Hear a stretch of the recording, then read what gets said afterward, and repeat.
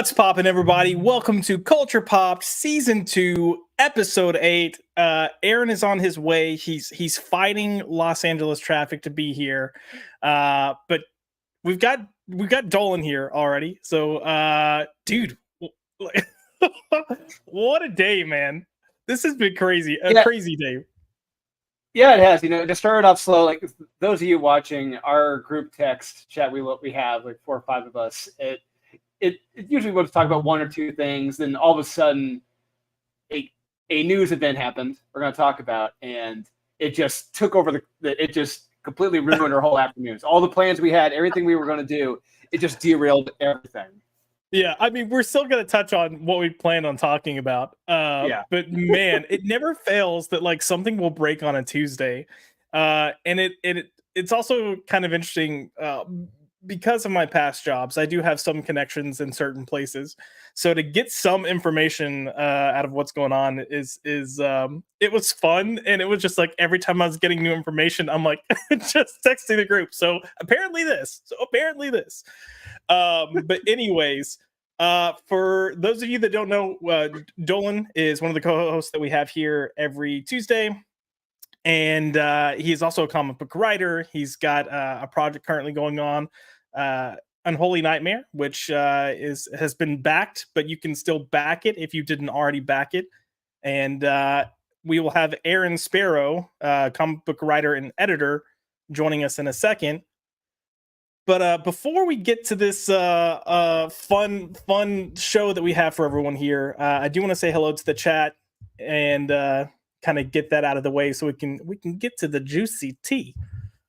We do have LK in the house. Hello, LK. Hello, everybody. Let's spill some tea. Indeed, let's spill some tea. We got Cage and Corey. Hello, sir. Dolan, aka Drew, aka I'm a comic book writer, aka I think I'm special because I have multiple names. Also hanging out in the chat. That nerd. We have MVP, the man himself. Adopt or die. We will get to that later. That was originally part of the plan. Oh my gosh. Okay, I haven't read this yet. I haven't been reading this book, but LK does say, "Oh no, I see Outsiders #5 drop today. What new hell has Lansing and Kelly unleashed?" It's just boring. I mean, it's a boring comic. Nothing really happens. It's just everyone literally just standing around and talking at great lengths. It's just whether you want to hear them talk or not, and it's just boring. It's just I don't know what they're trying to accomplish other than trying to set up new, stunning, and brave characters. Oh yeah, it's like a backdoor planetary, but with DC character. Like it's just I don't know. It's not a good idea. Not executed well either. It's not. It lacks the fun and the originality. It does lack the fun. Planetary had. We do have Andrew Gonzalez. He says, "Sup? What's up, brother? How are you?" Carlos says, welcome to the show, sir. I don't think I've seen you before, but when is it starting? I'm so curious. Did you see he created a new Twitter account? Maybe it's a fake account. No, I did not see he created a new Twitter account. If you're wondering who he is, don't worry. We'll get there in a second. But I'll have to look into that. I'm sure you're going to see some fakes pop up absolutely. Over the next few days. Jamin D in the house. What's up, dude? Rock on. We've got the Eric Breen. Eric, I need to partner with you and Joe so we can film our stuff. Because I know Joe was, busy, then I think a little under the weather, then at Comic-Con, then in Dublin right now. What a loser. But yeah, we gotta get some comic videos up. Mark McGrath, all eyes. We're getting there, buddy. We're getting there. We've got Zach's in the house. Holy shit, it's Josh. Holy shit, it's me. JD Petty, happy to be back. Happy to have you back. Mark McGrath coming in, backdoor planetary. He just likes that I said backdoor. That's all it is. So.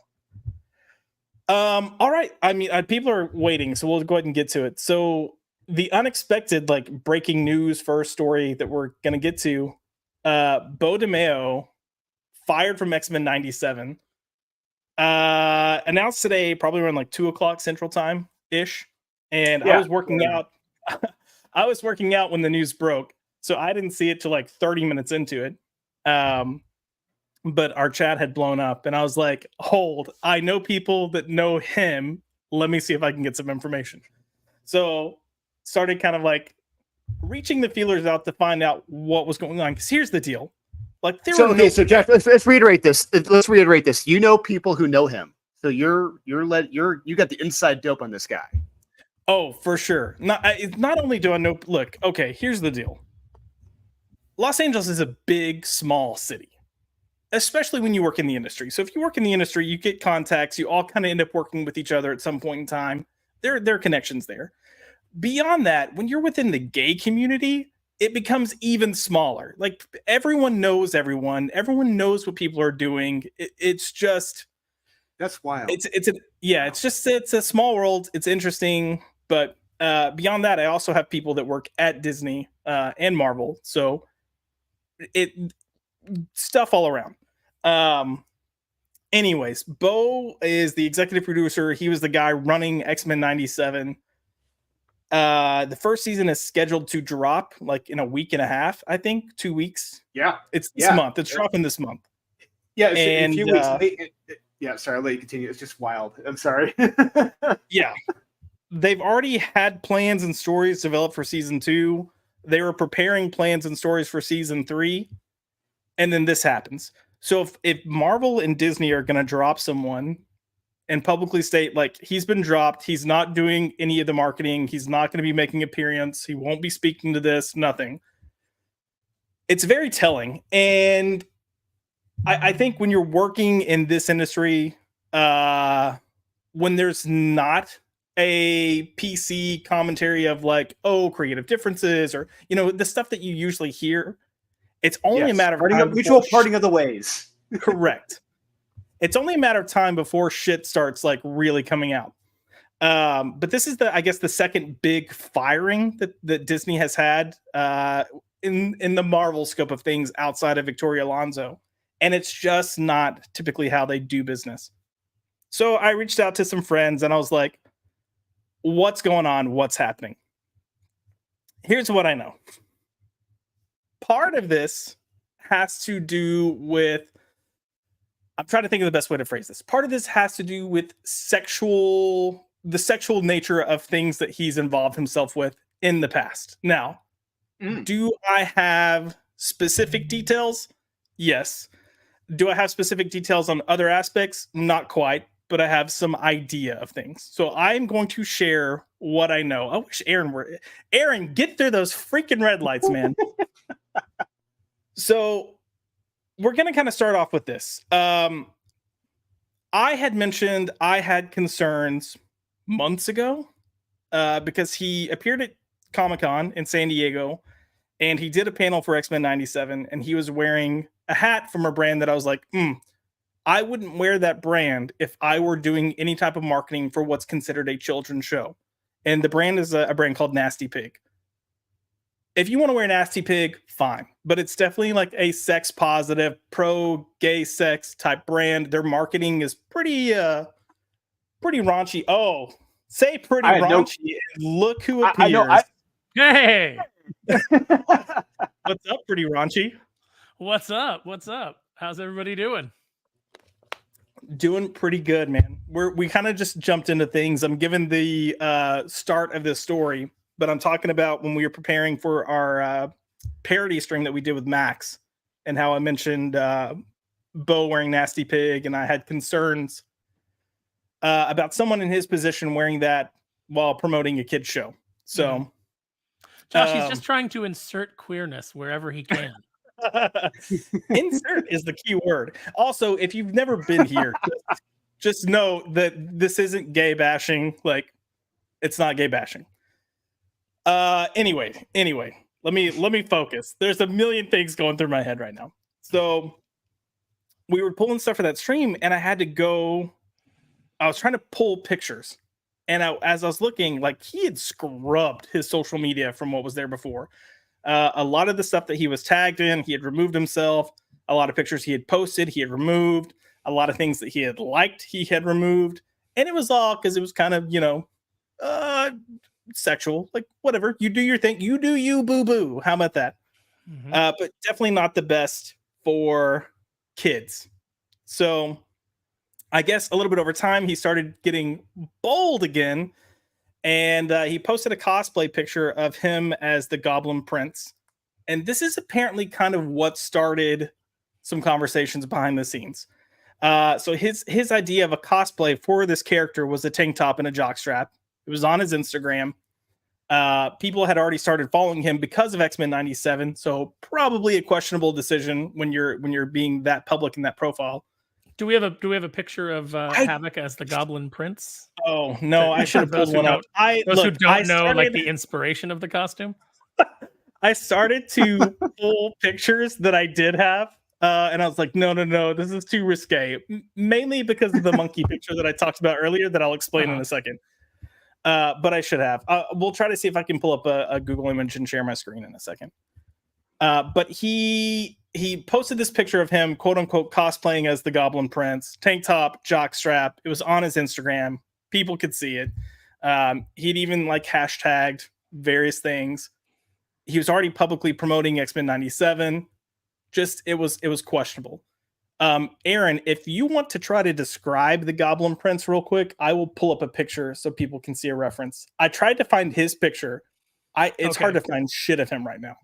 Okay, so if you guys are familiar with the Goblin Queen, she had the costume that kind of like ran, like kind of like it was like it had a neck and it had shoulders, but then it like ran across her breast so that like you were basically seeing like under boob, and then her midriff was bare all the way down to a loincloth.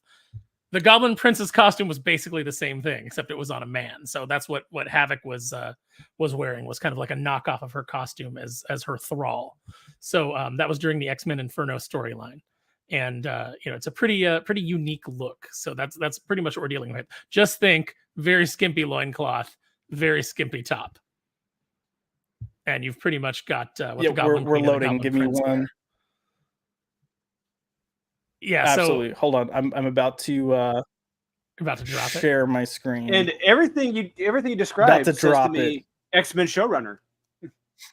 Yeah. It should be in charge. Should be in charge of kids' properties, is what it says. So this is the Goblin Prince. And look, it's not a Silvestri piece. It's not a Silvestri piece that you chose, but I'll allow it. Well, yeah. I was going quick. This is from the more recent run when he appeared. But as far as Bo DeMeo goes, look, he's a fit guy. Yeah. But he posted his quote unquote cosplay of essentially this costume. Again, just a tank top and a jockstrap. Highly questionable on Instagram. And this is kind of what got some conversations going because of the nature of the post. So this led to Disney, Marvel looking into things. And it was soon discovered that Bo had a OnlyFans. And then it was a question, okay, well, what sort of content is on the OnlyFans? Well, his OnlyFans was free. So you could join for free.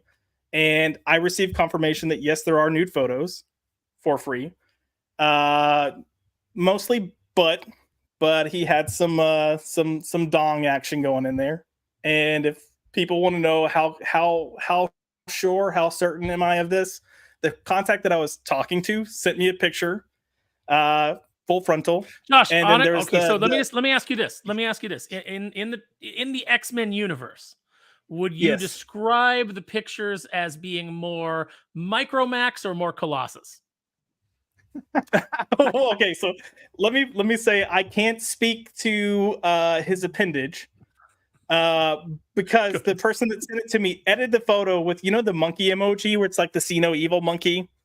Yeah. So that was on there. So I got the picture and that's covering his junk. And then it was immediately followed with this person putting, just so we're clear, I edited the photo, or I added the monkey. That's what it said. Good to know. So here's where it starts to get interesting. They're looking out for you, Josh. They're looking out for your browser history. Oh, for sure. So, okay, he's got an OnlyFans. And here's where it gets interesting, because this is kind of the conversation I was having with my friend. Is this the problem or something else the problem? And what I found out is the fact that he had an OnlyFans. Oh, really? Yeah, you don't say. Oh, what? Very interesting. Seriously? Oh, yeah. Serious? Josh, you are you're not coming through at all. We can't hear you. Yeah. You were muted. My fucking internet. Hold on. Let me It's I blame Disney. You know, they know I'm talking about this shit. They're like, shut him down. Don't let him say anything. So, as I was saying, I was asking her, is the issue the fact that he had an OnlyFans, or is it something else? And what I found out was it's not necessarily that he had an OnlyFans. I also found out that another Marvel actor has had an OnlyFans, and they kind of like dealt with it, shut it down, scrubbed the internet, made it go away. If you want to know who that actor was, it was Florian Montagneux, who played Razor Fist in Shang-Chi. Well, now we know why they chose him. Oh gosh, he was also in Creed. So he had one, showed stuff, everything. It seems like they're kind of like, you know, do what you want to do, but you know, kind of like we're moving on now. Let's stop. So it seems the issue here isn't so much that he had an OnlyFans. It was one that it was free, so you didn't really need to overcome a paywall to get past it. He did have nudity there. And then he was doing like a pay-per-view video thing. So he was posting videos, but you had to pay to watch the videos, and it was $50 a pop. Again, still not the major issue here. So where the issue comes in is he was apparently been promoting it on different message boards. So I think, you know, if you see a lot of people that have OnlyFans, they put it in their socials. It's easy to find. They've got their link tree, whatever. He was dropping his link tree links in message boards so people could find it. So the problem, you've got a guy that's becoming well known with a animated series that's directed towards kids. I mean, whether you want to admit that or not, it is. It's directed towards kids. In that, he's got social media posts and an OnlyFans that's free that these kids could, if they wanted to, find their way onto. That is where the problem is coming in. So this kind of came up, was addressed back in November. That's when his social media starts getting scrubbed. He took down his OnlyFans. We are now to this point today. We've got the announcement coming out. He's been fired. His social medias are gone. So curious to see what else comes out. Before I get into some other stuff, any thoughts on this so far? Hey kids, watch X-Men 97 coming to Disney Plus. And if you like that, come check out these pictures of my beehole. What the hell happened to society? Where did it all go wrong, Josh? I don't know. I have ideas, but I don't know. We need another flood. I feel like I need some whiskey for tonight. I'm just like, Yeah, I wish it was a Friday. I could enjoy some good whiskey. Oh, for sure. Yeah. So yeah, it looks like the big problem coming in, as I said, isn't so much that he has the content that's out there. It's that it was getting promoted. It wasn't behind a paywall like it probably should have been. It was, and it became easily accessible for kids should they try looking for it. And I want to be very clear. I'm not saying he was purposely promoting it to kids or targeting kids. But when you're doing things like taking sexy cosplay of an animated series to then put sexual things other than that out there, you're kind of opening up a door to a lot of scrutiny, and it looks like that's what we've run into. Well, look, Drew's feet keep coming into the frame. I mean, he's trying to direct people to his OnlyFans. What's going on? I know. I'm trying to get. Look, you missed the I'm the bastard. I'm sorry. You missed. Your legs look like they're 100 feet long. Yeah. The forced perspective is ridiculous. Yeah. Look, I just had photos fall off my wall. So if you heard a bang, you know why? It's because Drew's feet came over into your frame and kicked them off the wall. That's what happened. Holy shit. Yeah. So look, you guys are professionals. You worked in the industry. Aaron, you have worked on an animated series. You worked on Young Justice. Yeah. If you were running that show, let's forget the fact that I can't imagine you having an OnlyFans just because of your moral compass. But if you're running that show, do you also think I wouldn't make anything. well, you say that. Do you think you would have an OnlyFans? And do you think you would post like quote unquote sexy cosplay of characters from the show that you're working on that could then help lead these younger people to your OnlyFans? I don't even talk about, who I'm seeing on online. So no, it used to be like, I remember there was a time where like women kept diaries and they were mortified and they wrote everything in their diary and they were mortified at the idea of somebody finding their diary. And now this generation just puts everything online. Like, there's like that video, there's that video of that girl that's like, oh, going to get my herpes test. And then, like after the thing, like, I have herpes, like crying in the thing. And it's like, what are you doing? Why are you putting this up? Why is this content? Yeah. What are you doing? And then later videos where she's like crying that like, I went out with this guy and I really liked, he found I had herpes and he was like, nah, no, thank you. What am I going to do? And it's like, what are you thinking? What are you doing? Stop it. So no, I don't understand this, but I'm also not like trolling for dudes. So, I mean, I guess, like, I guess that's what he's into. And he's, he's just, the problem is just this breakdown, this promiscuity, this it's just such a dark time in this country. I agree. Dark time in the world. I miss it's why I love you, Josh. You're just a normal gay. I try. And I have so many friends that are just normal gays, and they're just like, they're usually the one coming to you going, can you believe this shit? And you're like, no, I can't. They're like, what's going on, man? I don't know. I was gonna call you. Yeah, no, I think that here's the thing is like when it used to be that if you were working for Disney, there was a certain code of conduct. There was a certain like kind of, not really a morality clause in like the contracts, but just an understanding that as a brand representative, you didn't want to do anything that embarrassed the company. Yep. The company is such an embarrassment now on its own that like this doesn't surprise me, and I'm surprised that he even got fired. Which makes me think that maybe there's more that's going to come out, because like you said, it's not really a big deal to have an OnlyFans to Disney anymore. They're just like kind of like, keep it behind a paywall, blah blah blah. But yeah, it's unbelievable. It's unbelievable that they're basically people that are doing porn are finding their way into these mainstream projects and projects that are aimed at kids. And it's unconscionable and it's disgusting. And I'm actually, and I can't believe that I'm shocked that Disney actually fired a person, because just a few years ago, this would not have been the case. Of course they would have been fired. Aaron, you're mentioning people like working in porn, making their way into these places, but you act like a sex worker is writing stuff like My Little Pony while still promoting her sex work. No, I know it's crazy, right? But that's crazy. Comics, that's comics. That's a wretched hive of scum and villainy.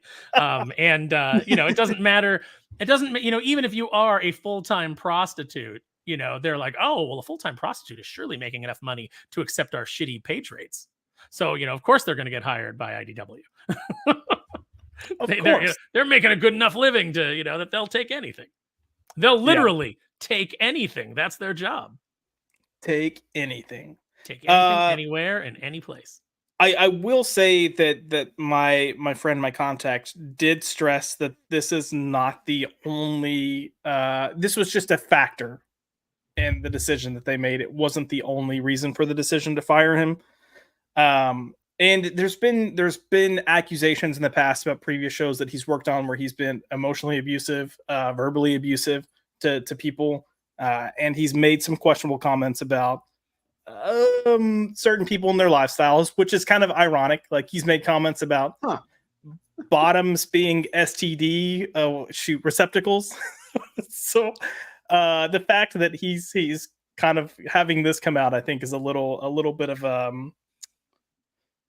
disingenuous on his end. But So you're saying that somebody who has an OnlyFans is mentally unstable? yeah, That just perhaps. doesn't seem right to me. Someone who's like, engaging in this sort of behavior online, might have some issues. What a shock. Just a little. And look, this is not to throw shade or anything. I know people who have done, I'll just say I know people that have done porn, and they felt like they had no other options at that time. They don't look back on it fondly. I don't judge them for that. No, However, anybody can move on. Anybody correct. can correct their life. It's like everybody's made mistakes. Not everybody's made mistakes in this direction or that direction or of this severity. But we've all probably stumbled into things that we wish we hadn't, or done things in our youth that we wish we hadn't. And I think at the end of the day, everybody does need to be judged on the very best of their behavior. And if they've turned away from this sort of thing, then I think everybody deserves a second chance, as long as you haven't committed any crimes, or and sometimes even if you have committed crimes, as long as they're not of a disgusting predatory nature where you murdered somebody, or sexually assaulted somebody. I think that there's always room for redemption. But but yeah, so I don't, I try not to judge people too harshly. I try to give them the ability to come back from that. But if this is like active stuff that's going on while you're doing the show, then yeah, of course the company's got to probably deal with that. Oh yeah. I mean, look, so this isn't the first thing he's done for Marvel. He worked on Moon Knight. So he's been involved with Marvel and working with Marvel all the way back when they were filming and the Blade movie. He was involved with the first couple of scripts of the Blade film. So. Correct. So yeah. He's got a little bit of a history with Marvel. And he didn't, whether it was his choice or he was directed to, he didn't remove his OnlyFans until November. And then that's when all this kind of started coming up. That's also when he did like a hard scrub on his socials to delete certain things. So there's got to be more to this. And, I'm sharing what I know and what I found out. And I'm sure that my contact didn't tell me everything. I'm sure there's stuff that they know that they're trying to keep close to the chest for various reasons. But this is clearly playing a part. I was told this is clearly playing a part. I was told there is some validity to how he treats other people on production and things that he says. So I think those are going to kind of be the sphere that we're in. And I think probably over the next, it just depends. I don't know if details are going to come out, because how damaging could this be for X-Men if you start getting like, I don't think it's to this level. Who knows? But how damaging could this be for X-Men if you have like Vince McMahon level accusations or situations that start coming up with him as the show is airing? Kevin Clash type allegations, or because now people are going to start digging. You can't, you can fire him and you can try to sweep everything under the rug, but this comes out in the Hollywood Reporter, and then of course everybody starts asking, well, why? What's the reason? What happened? And they start digging, and you've already got like people that don't like him. It's blood in the water. So you've got catty little bitches coming out and doing their little vague booking about like, a writer who worked on something, blah blah blah. Not like never specifically naming him, but just apropos of nothing today, and then they'll go and they'll give their character assassination, or their very accurate character description for all we know. But that's the sort of thing that happens. And so these things never really go quietly. They always tend to Streisand effect and blow up. So I think we're just probably at the tip of the iceberg finding out about this, especially with the show a week away. And I don't know what you're talking. I don't know of any gay men that are catty and would do stuff like that. Like never, none whatsoever. People like that in West Hollywood. What? Oh man, it's not just gay men that do it. It's just basically entertainment people. Yeah, they can't wait to be catty.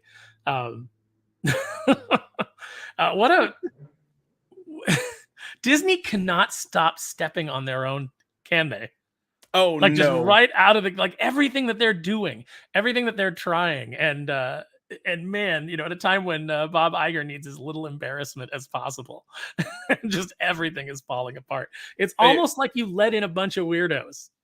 Almost. Who could listen? imagine? I don't have a fashionable identity, but I can tell you, I have a very boring life. So, you know, I can work on your shows, and the worst thing that'll happen is they'll be like, you know, he occasionally says some things that are, you know, not totally to the far left online. That'll be about Right. the worst thing that you can get out of me. If you hack my phone, you're going to be like, sure does have a lot of pictures of action figures. You know,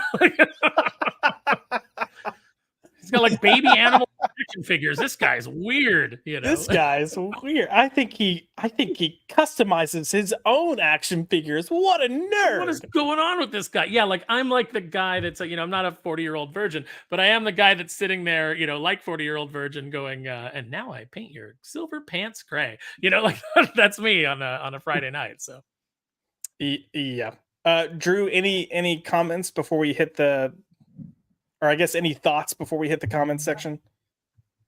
Yeah, you know, so I saw people started posting this about an hour or so ago on Facebook, and I was looking at the conversations, and I noticed a lot of people were saying, I don't know why they're so concerned about this. I mean, the X-Men show is clearly geared toward 20 to 30-year-olds. It's not geared toward kids. Why should anyone be concerned about this?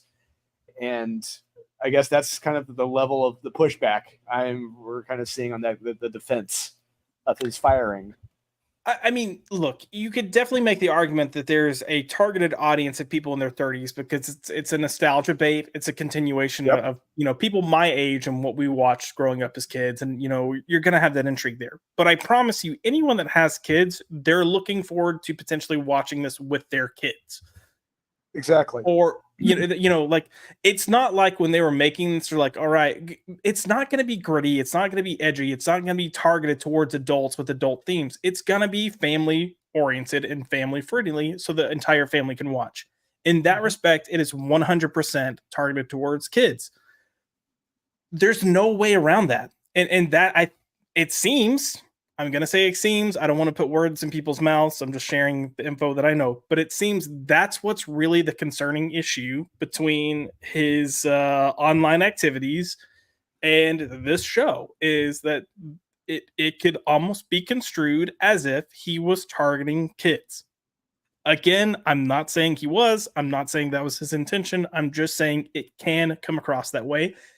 And it appears that was some of the concerns because there were complaints specifically leading back to his Instagram, the cosplay post, and the fact that younger kids, people that are underage, were following him because of this show, and then we're getting introduced to that or seeing that or whatever. And before we get to the comments, I do want to say one last thing is we got to think about the optics of this. Disney, of course, is thinking about the optics of this. You have a gay black man who's the showrunner, right? That's what we call, that's what's called in Hollywood a twofer. You know, you're pretty much unfireable at that point. So whatever happened, it's pretty damn serious to let go of a gay black man who was running the show, who was running X-Men 97. That's all I'm going to say. you're a week before you're going to be debuting the show, especially. Yeah. Yes. March 20th is the debut, by the way. So 8 days. And some of it could be reactionary. Like, you know, when they fired James Gunn, it was purely because they were afraid of what might come out. Right. You know, and so they seem to have kind of pulled back from that firing people before all the facts are in. You know, obviously they kept what's his name, the guy that was Kang, Jonathan. Oh, Jonathan Majors. Yeah. Jonathan Majors. You know, they kept him on, or at least didn't fire him publicly until the guilty verdict. So it seems like they're trying to course correct a little bit because they realize how badly they shot themselves in the foot by losing James Gunn. And so you don't want to lose talented people. But like we said, this was just one part of the issue. So if he also had HR complaints, if he also had people saying he was abusive on set, if there was those kinds of things going on, and the possibility that something might come out, you know, at that point, I'm sure that it's just like better to just cut our losses and just get out of the Bo DeMeo business before everything blows up. Yes. Real quick, we'll hit some of these comments. So Zach's put, was he fired because of his eyebrow? His eyebrows are too sharp? Yes, indeed. His eyebrows were way too sharp. We can't have that at Disney. Come on now. Carlos agreed he should have distanced himself from that brand, Nasty Pig, and said certain things, especially if he wanted to reach a platform where he had a bigger influence. Yeah. Look, if you don't know Nasty Pig and you want an idea, just look up Nasty Pig marketing. and it's basically softcore porn. I'm scared too. I don't want to. Gay dudes, pretty much going at it. And it's pretty much like, hey, let's get through the warm-up phase before we get to the actual, Pound Town, and then we'll photograph that. Jesus. Well, let me ask you this: like in a society where where you keep trying to say that what we want is we want acceptance, we want to be accepted into society, we want to be seen as human beings, we want to be have people be comfortable with us and letting us live our lives. Why do you embrace things like labels, first of all, like nasty pig, and then this sort of marketing? Like, why is why I feel like there are two distinct portions of the gay community. There's the gay community that just wants to live their life and not be beat up on the street for who they are and for who they love. And then there's the side that wants to be parade gay and be fisting in the streets and making everybody watch. Like there's like the exhibitionist. And it's sad because in every group, no matter who it is, whether it's Christians, it's Muslims, it's gays, whatever group you have, it's always the worst element of that group that gets all the attention that everybody sees. And it's really kind of like upsetting. Oh no, it indeed is, and I, it's just from my perspective and myself, like I wanted so much to show people, hey, gay people aren't necessarily what you think they are. Like the stereotypes exist for a reason, but we're not all like this. Fast forward to pretty much 2020 and beyond, and it's like I feel like I'm the growing minority within my community because everything else is happening and going on. And, we could get into a whole conversation about gay culture and what's viewed as acceptable and, the fight to disavow heteronormativity, which is AKA just, have a monogamous relationship. It's just a strange world. It's a strange world. I don't fully understand it. I just kind of, walks the beat of my own drum. Josh, you need to speak for all gays right now. Yes, that is what I'm here for. And then, of course, I'm like, oh my god, a gay, like a white guy? No. So, sheesh. At the end of the day, remember that everybody is an individual, and just try to judge people on the individual basis. Agreed. I guess that's the best, please, the best capper I can give to all this. Please. We do have Mike Has Bad Knees in the chat. Hey guys, what's up, Mike? I'm happy to have you here. Hey Mike, go talk to your boy, find out why he's doing all this stuff. Let me know. Mike does not know Bo, as far as I know. I'm just being stupid. LK, do we need to take this stream to Rumble? You know what? We might need to. Got to get that Rumble account created first. That's right. Carlos S., he needed to really hire someone to manage his socials, especially when he started a project like that is this well known for. Agreed. Like, have a freaking PR team. Everyone's got a past. Everyone has a sexual side to them. I get it. There's gonna be something out there that some people would look at and scoff. But when you're in this position, you especially need to make sure your I's are dotted and your T's are crossed. And he did not do that. And not only did he not do that, he kept going and leaned into it more so as he got more famous. It was almost like he realized. Yeah, shows his overconfidence. I guarantee you, he thought he was untouchable. I guarantee it. It does appear to be that way.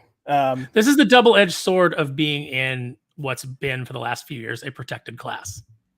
And now those protections are kind of going away and there's a lot more scrutiny. And, we're kind of returning to the center, it seems, as far as, what's permissible in society. And look, it reminds me of an old conversation on some show that I was watching, where the teenage boy was discovering himself, and the dad was having a conversation with him about it. And the boy said, "Well, come on, Dad, like they taught us in school, everybody masturbates." And the dad goes, "Yes, but not everybody talks about it with everyone." and that's just kind of like the rule of thumb is, everybody has a sexual side, as you said, Josh, but not all of us are putting it on OnlyFans. Correct. And look, if I had, the physique that Bo had, would I have some shirtless pictures out there? Of course I would. Would I do more than that? Well, probably not, because I'm Well, a prudent, Josh, self-conscious. I think you're a big old teddy bear, and I think Oh, that you thank- put some shirtless pics out, you'd have plenty of Oh. people that were like, "Ooh, that's nice." Why, thank you, Aaron. I sure do appreciate that. That's mighty kind of you to say. And we're moving on before this turns into an even weirder stream. Zach,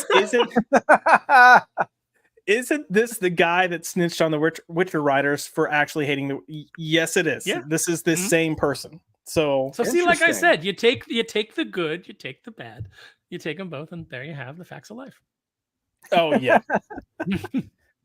Carlos coming in again. I was shocked as a gay man that a writer for a high IP had a social like that. He really needed to take a back seat on OnlyFans and other stuff. Completely agree. And again, it goes back to what we're saying.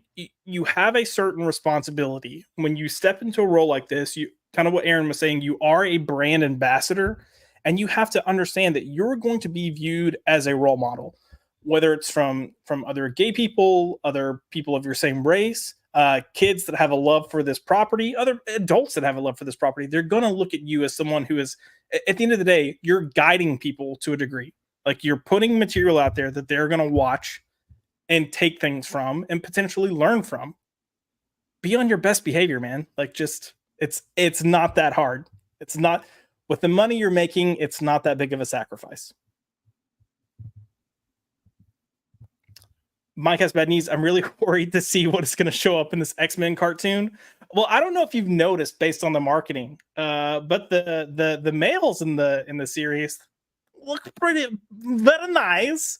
And then the ladies are all kind of frumpy and flat, and people have talked about it. Yeah, but yeah, theme stories, we'll see. And I do know they showed in one of the panels, like there was a Hellfire Gala, an X-Men Gala in one of the newspapers. So I'm sure we'll probably see one of those in one of the episodes.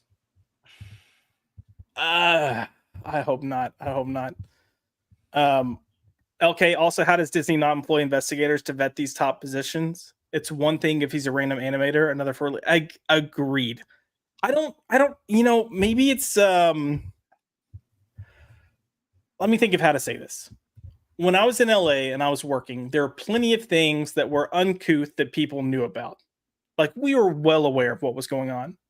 Nothing was said, those people kept working. And the only thing I can think of is social media wasn't as prominent. Smartphones were just becoming a thing. So getting proof of these instances were much harder to come by. There was also kind of like a mindset that if you were at certain events or doing certain things, you didn't photograph it, you didn't capture it, you just didn't happen.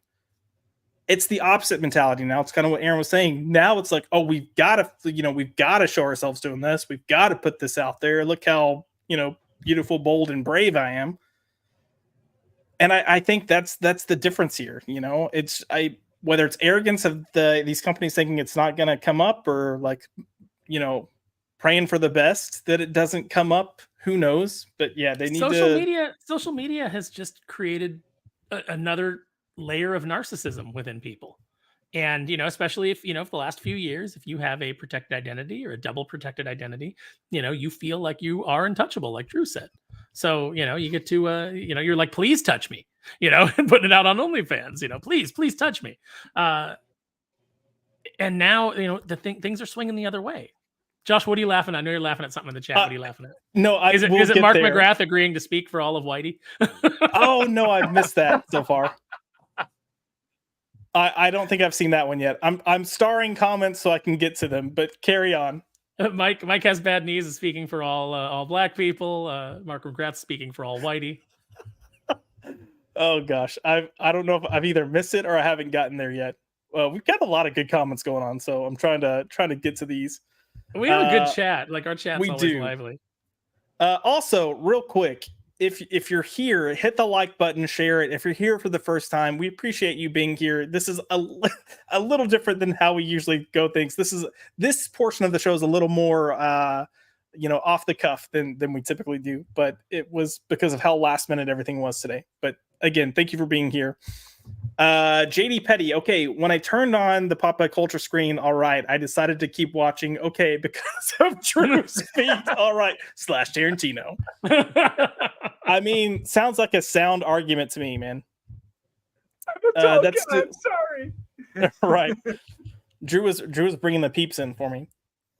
LK says that still doesn't explain the abrupt firing unless he wouldn't do it. Just delete the accounts again. And this is where there's got to be more to the story. I was trying to explain, my understanding of the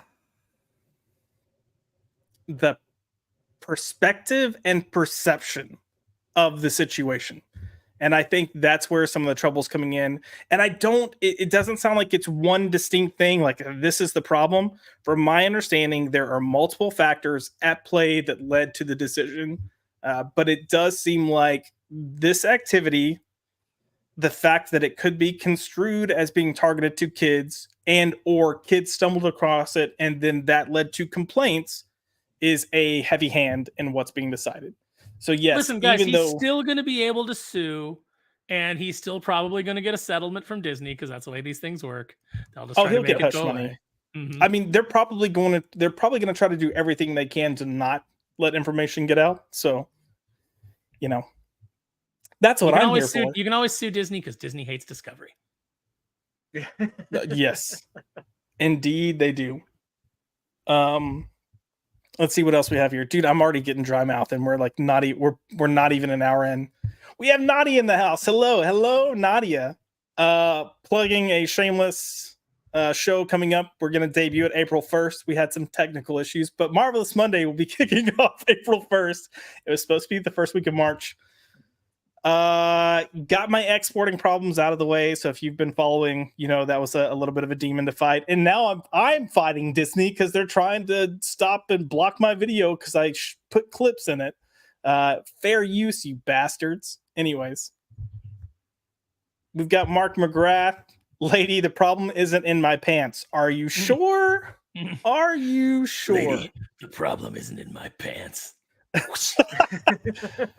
He also came in with this comment, family friendly, like the photos that parade that Josh posted on Twitter. Listen, if a dude getting fisted by another dude on the side of the street isn't family friendly, then I don't know what is. What you don't realize, Josh, is that was set up for families. It was a game of bobbing for apples with a twist. And, I think you're being very intolerant. For those of you that don't know, I posted a picture on Twitter back in June and discussed some dismays that I had with it, but it was edited. You couldn't see anything, but you could clearly tell what was going on. LK, will they change Bishop because he was a self-insert? I mean, it seems like there's going to be some changes there. We'll see what they are. And then Mark McGrath put, Bishop has an OnlyFans? Yes, he does. He's from the future, man. He redirects he redirects energy. That's his power. Yeah, he got with the times. Oh, here's some of the comments that y'all were talking about. I'll speak for Whitey. Thank you, Mark McGrath. Yeah. Mike S. Benny's Hollywood loves a gay black, of course. Because they're terrified of straight blacks. So, they love a gay black because they see them as more docile. And we're canceled. Apparently one of us said take a back seat. Phrasing. I can always be counted on for phrasing. If you don't know me. Well, I'm not wrong, right? You guys know that Hollywood has a real fear of like strong straight black men, right? That's why like every black that you see, every black guy, which, when I was a kid, you had a lot of like tough black guys that you could look up to. And, you were like, that dude's cool. That dude's cool. Yeah. Denzel's great. And he's great in all of his roles. And now what they get is they get kind of like the effeminate, soulful saint kind of role, where they're very non-threatening.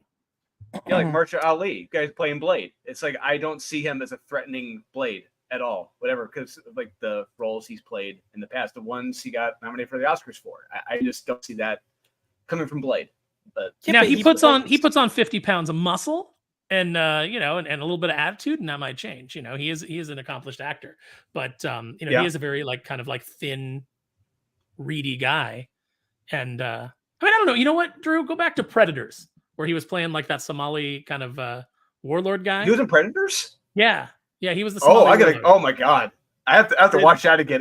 I haven't seen that in a hot minute. Yeah, he was a little bit bigger, and he had the shaved head and the beard, and I think he's got the chops. But yeah, he does have to put on some muscle because he is a thinner guy.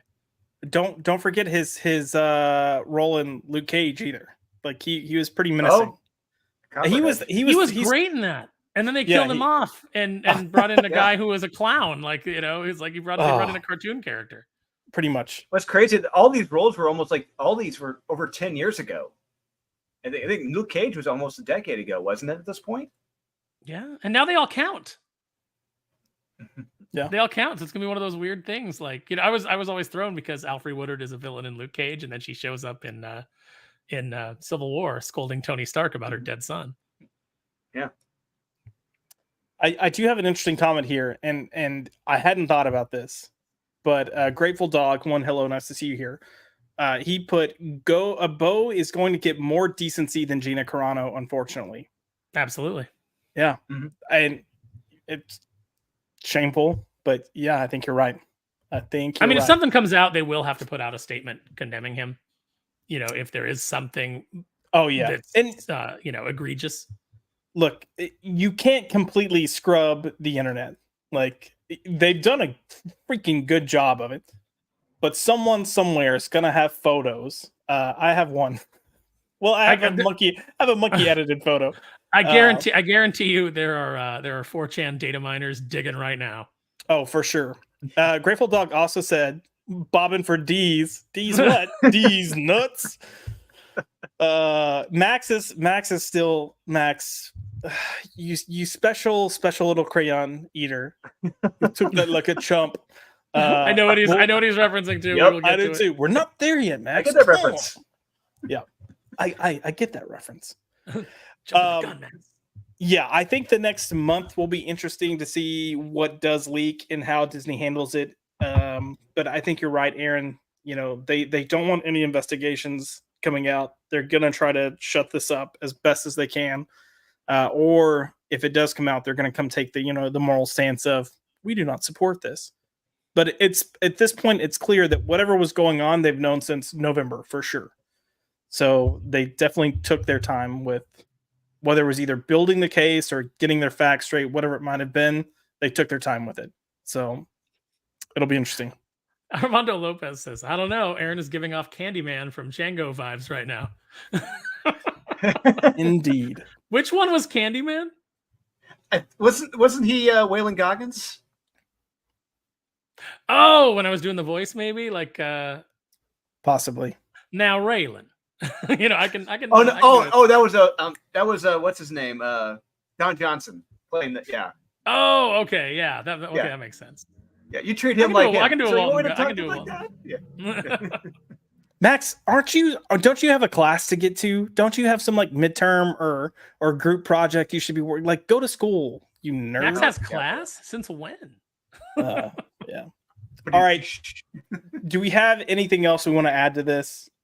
Thank you for not posting the monkey picture as our screen image. I almost did. I was this close and then deleted the slide. I was like, no, that's too much for YouTube.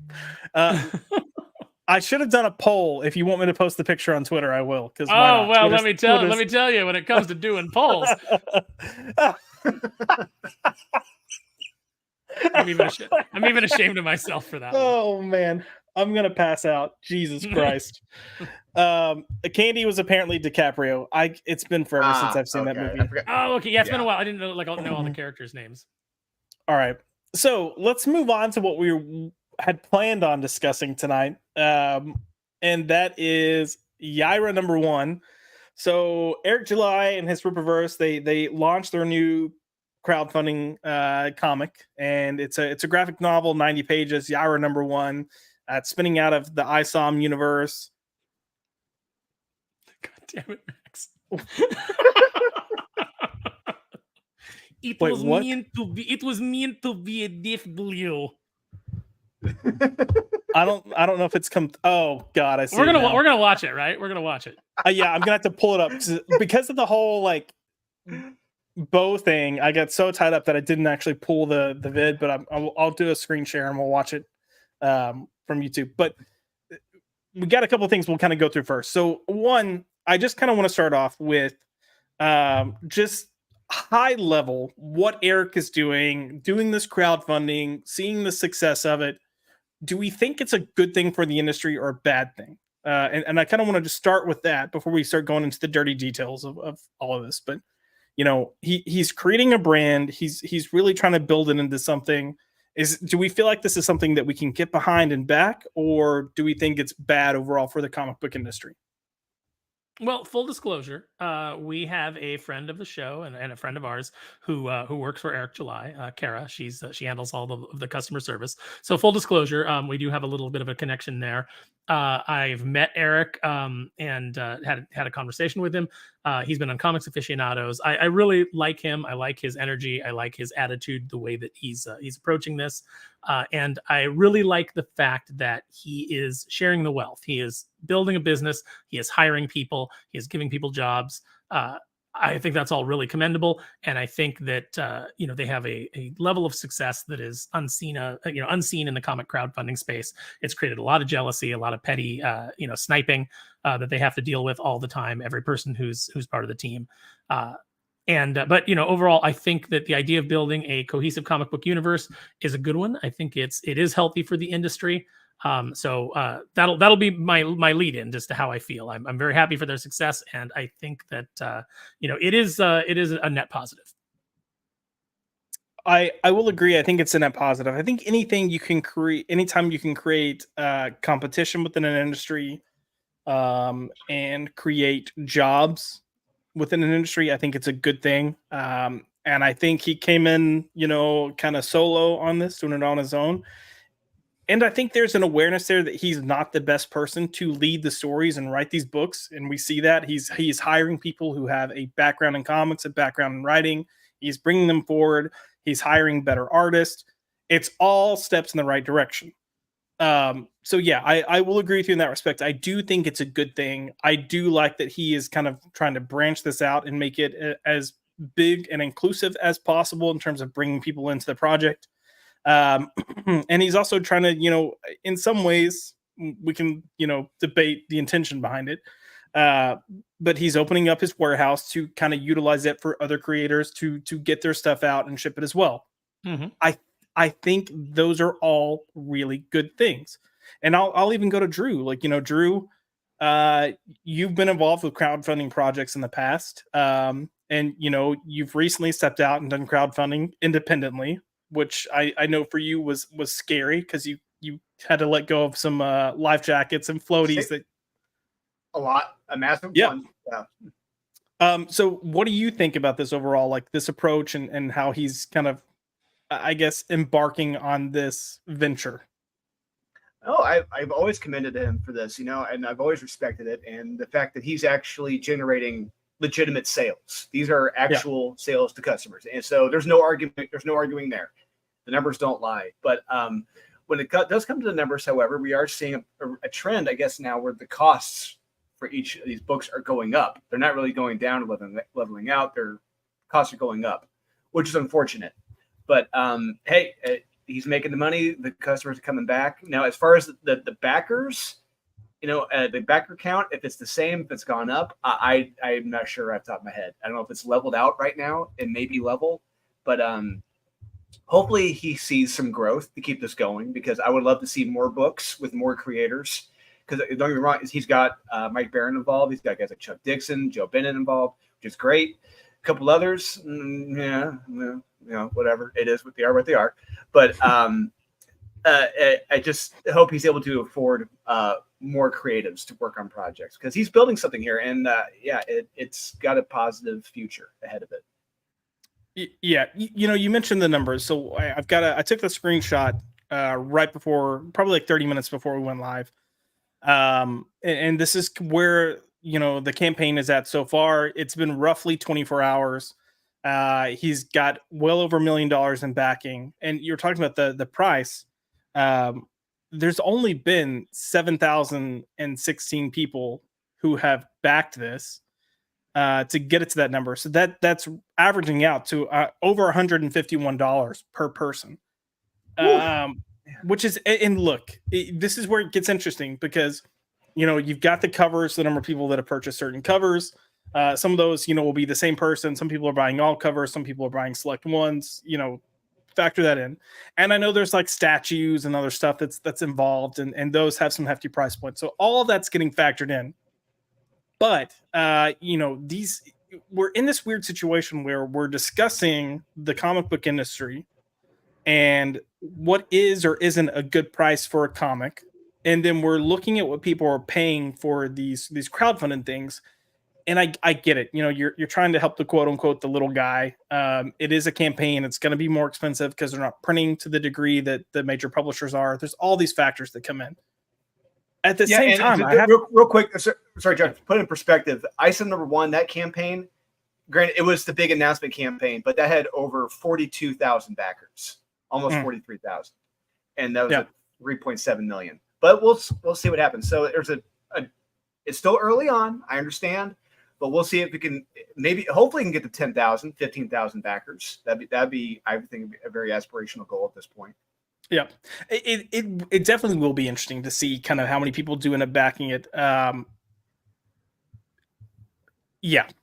the perspective of, you know, is he potentially losing customers because of quality? Is he potentially losing customers because of other things? We'll talk about a little bit of a feud that's going on in a second. But yeah, I think, you know, look, in no way am I trying to discredit what he has done. Anytime that you're looking at numbers or financials, you want to really look at the root of everything. Where's the money come from? You know, what is your consistency in terms of conversion and keeping those customers there, keeping that customer base? Are you growing your customers? Are you losing your customers? You know, any company will bump up prices to help cover, you know, the loss of units sold, but still keep that same like volume. It'll be interesting to see. So again, if I launched a campaign and I got over $1 million and I had over 7,000 people back it within 24 hours, I'd be ecstatic. I'm not trying to discredit that. Every crowdfunder would love to have those numbers. Oh, everyone, absolutely. Crowdfunding comics would kill their mother to have those numbers. And you see other crowdfunders losing their mind because he's getting those numbers. You know, they can't agreed. Mm-hmm. Absolutely. And this is not throwing shade. This is it's like Aaron said, we have a friend that works for Eric. I want her to succeed, so I want Eric to succeed. And I've done streams with Eric. I've had conversations with Eric. You know, and I just like it when people succeed, especially people who are outside of the insular, incestuous mainstream. I like to see when rogue elephants snap their tether and maul the coolie on their way out of the circus. You know, and that's what's happening with a lot of the creators that have been blacklisted have been able to go over and get work with Eric. You know, and in a week where we've seen, you know, a legend like Larry Hama talk about how he can't retire because he doesn't have enough money and his page rate hasn't changed and he's just going to have to work until he dies. But he still wants to be political and wants to, you know, berate half the audience for not having the same opinion of him. Larry Hama's a guy who could have gone over and gotten a good paycheck out of a Rippaverse book, out of working for, you know, your boy Zach doing a Jawbreakers thing or something else that he wanted to do. You know, there's all of these guys that are out there blazing a new trail, but you've got these, you know, these old curmudgeons that are just stuck in their ways. And even though those ways aren't working for them, they're still going to toe that line. So it's nice to see people breaking out of the mold, doing their own thing and succeeding at it. And I love to see that. I love people's success. You know, I'm not somebody who gets jealous because, you know, why isn't it me? Well, they're putting the work in. And when I put the work in, hopefully when I'm done putting the work in, hopefully I have the success, you know? So, the rising tide raises all ships. It creates an audience with a hunger for comics. And that's what we need. Absolutely. And we've had conversations like that, you know, discussing just how we don't understand when people aren't team players and when people don't like seeing their friends or their peers do well. Like, I get excited when I see y'all do well, you know, like Drew, especially in the past year, has kind of like gone gangbusters and had so many different opportunities come into him. Some are announced, many are not. I get excited for him. Aaron, you have stuff in the pipeline. Some has been announced, some has not. I'm excited for you. Like, we look to Joe Corallo. Joe Corallo is going to have a freaking banging year. That's all I'm going to say. I'm excited for him. Like, me too. it blows my mind to see people that get look. I think a piece of us will always be like, man, I wish I could have that. And that's fine. But then turning that into animosity, that's where it becomes a problem. That's what we're seeing with a lot of creators, especially on the Comicsgate side. And I'm not taking sides here. I'm just saying there's a lot of infighting going on. Like you said, it's it very comes public. to people. There are people who think they deserve something. People who think they Absolutely. deserve. It's like, no, that's not the way. I'm sorry, that's not the way life works, and that's not how I was raised. Not how probably all of us were raised. No, you got to earn it. You got Agreed. When you see work it. someone succeed, look at what they're doing, take what you can from it and apply it to your own model and put in the work. That's basically, it should inspire. It shouldn't make you feel bad about yourself or make you feel like, or make you feel jealous or like, why aren't I having that same level of success? It should inspire you to kick that ass. Like people who are looking at Eric should be saying, okay, well, how am I going to top him now? And that's the competitive drive that keeps these things going. You don't have to hate on other people. Let them inspire you to do better for yourself. Aaron, I just want to say that was terrible phrasing, considering the last topic we just. How am I gonna top him now? Sorry, gutter mind over here. I couldn't help it. We do have some good comments coming through though. Adam Frey posted, I like that Rippaverse is becoming a home for castaway famous creators. Absolutely. Like the fact that Chuck Dixon is getting work, I think it's a great thing. He's a great creator. And Joe Bennett. I'm so glad Joe Bennett is getting work because he is just one of those. I mean, I will never know if it was intentional. What happened in the Immortal Hulk book? I'm going to say no, but he is too damn talented to not be working. That's all. Agreed. And I'd love it if I could see boundaries crossed. Like, a person who was treated terribly by the mainstream industry and the people who don't read comics but just complain about them online. Howard Chaykin. How amazing would it be if he came over and did something in the Rippaverse? I think that Howard is far left, but Howard is also a mature adult. And if he thought that he had a story to tell and he could do something here and he could get a nice payday and have a good time doing it, he might well do it. So, I'd like to see that kind of thing happening. I'd like to see the industry opened up. I'd like to see crowdfunding open up and give creators more opportunities outside of the, shrinking mainstream. Yeah, absolutely agree. And then LK's point here too, if he's paying above average pay rates, then it's definitely good for the creators. From what I understand, he's definitely paying more than what Marvel and DC are paying most of their people. So applaud him for that as well. LK also put the major question now is, can it expand beyond his audience? Will we see Rippaverse books in a store? I mean, I hope that's part of the plan. I hope that, scaled down versions maybe. So that people can discover these characters and these titles, and then and then you direct them back to crowdfunding. Unfortunately, it's a situation in the industry right now where you can no longer succeed just putting a book into the direct market, especially if it's an independent book.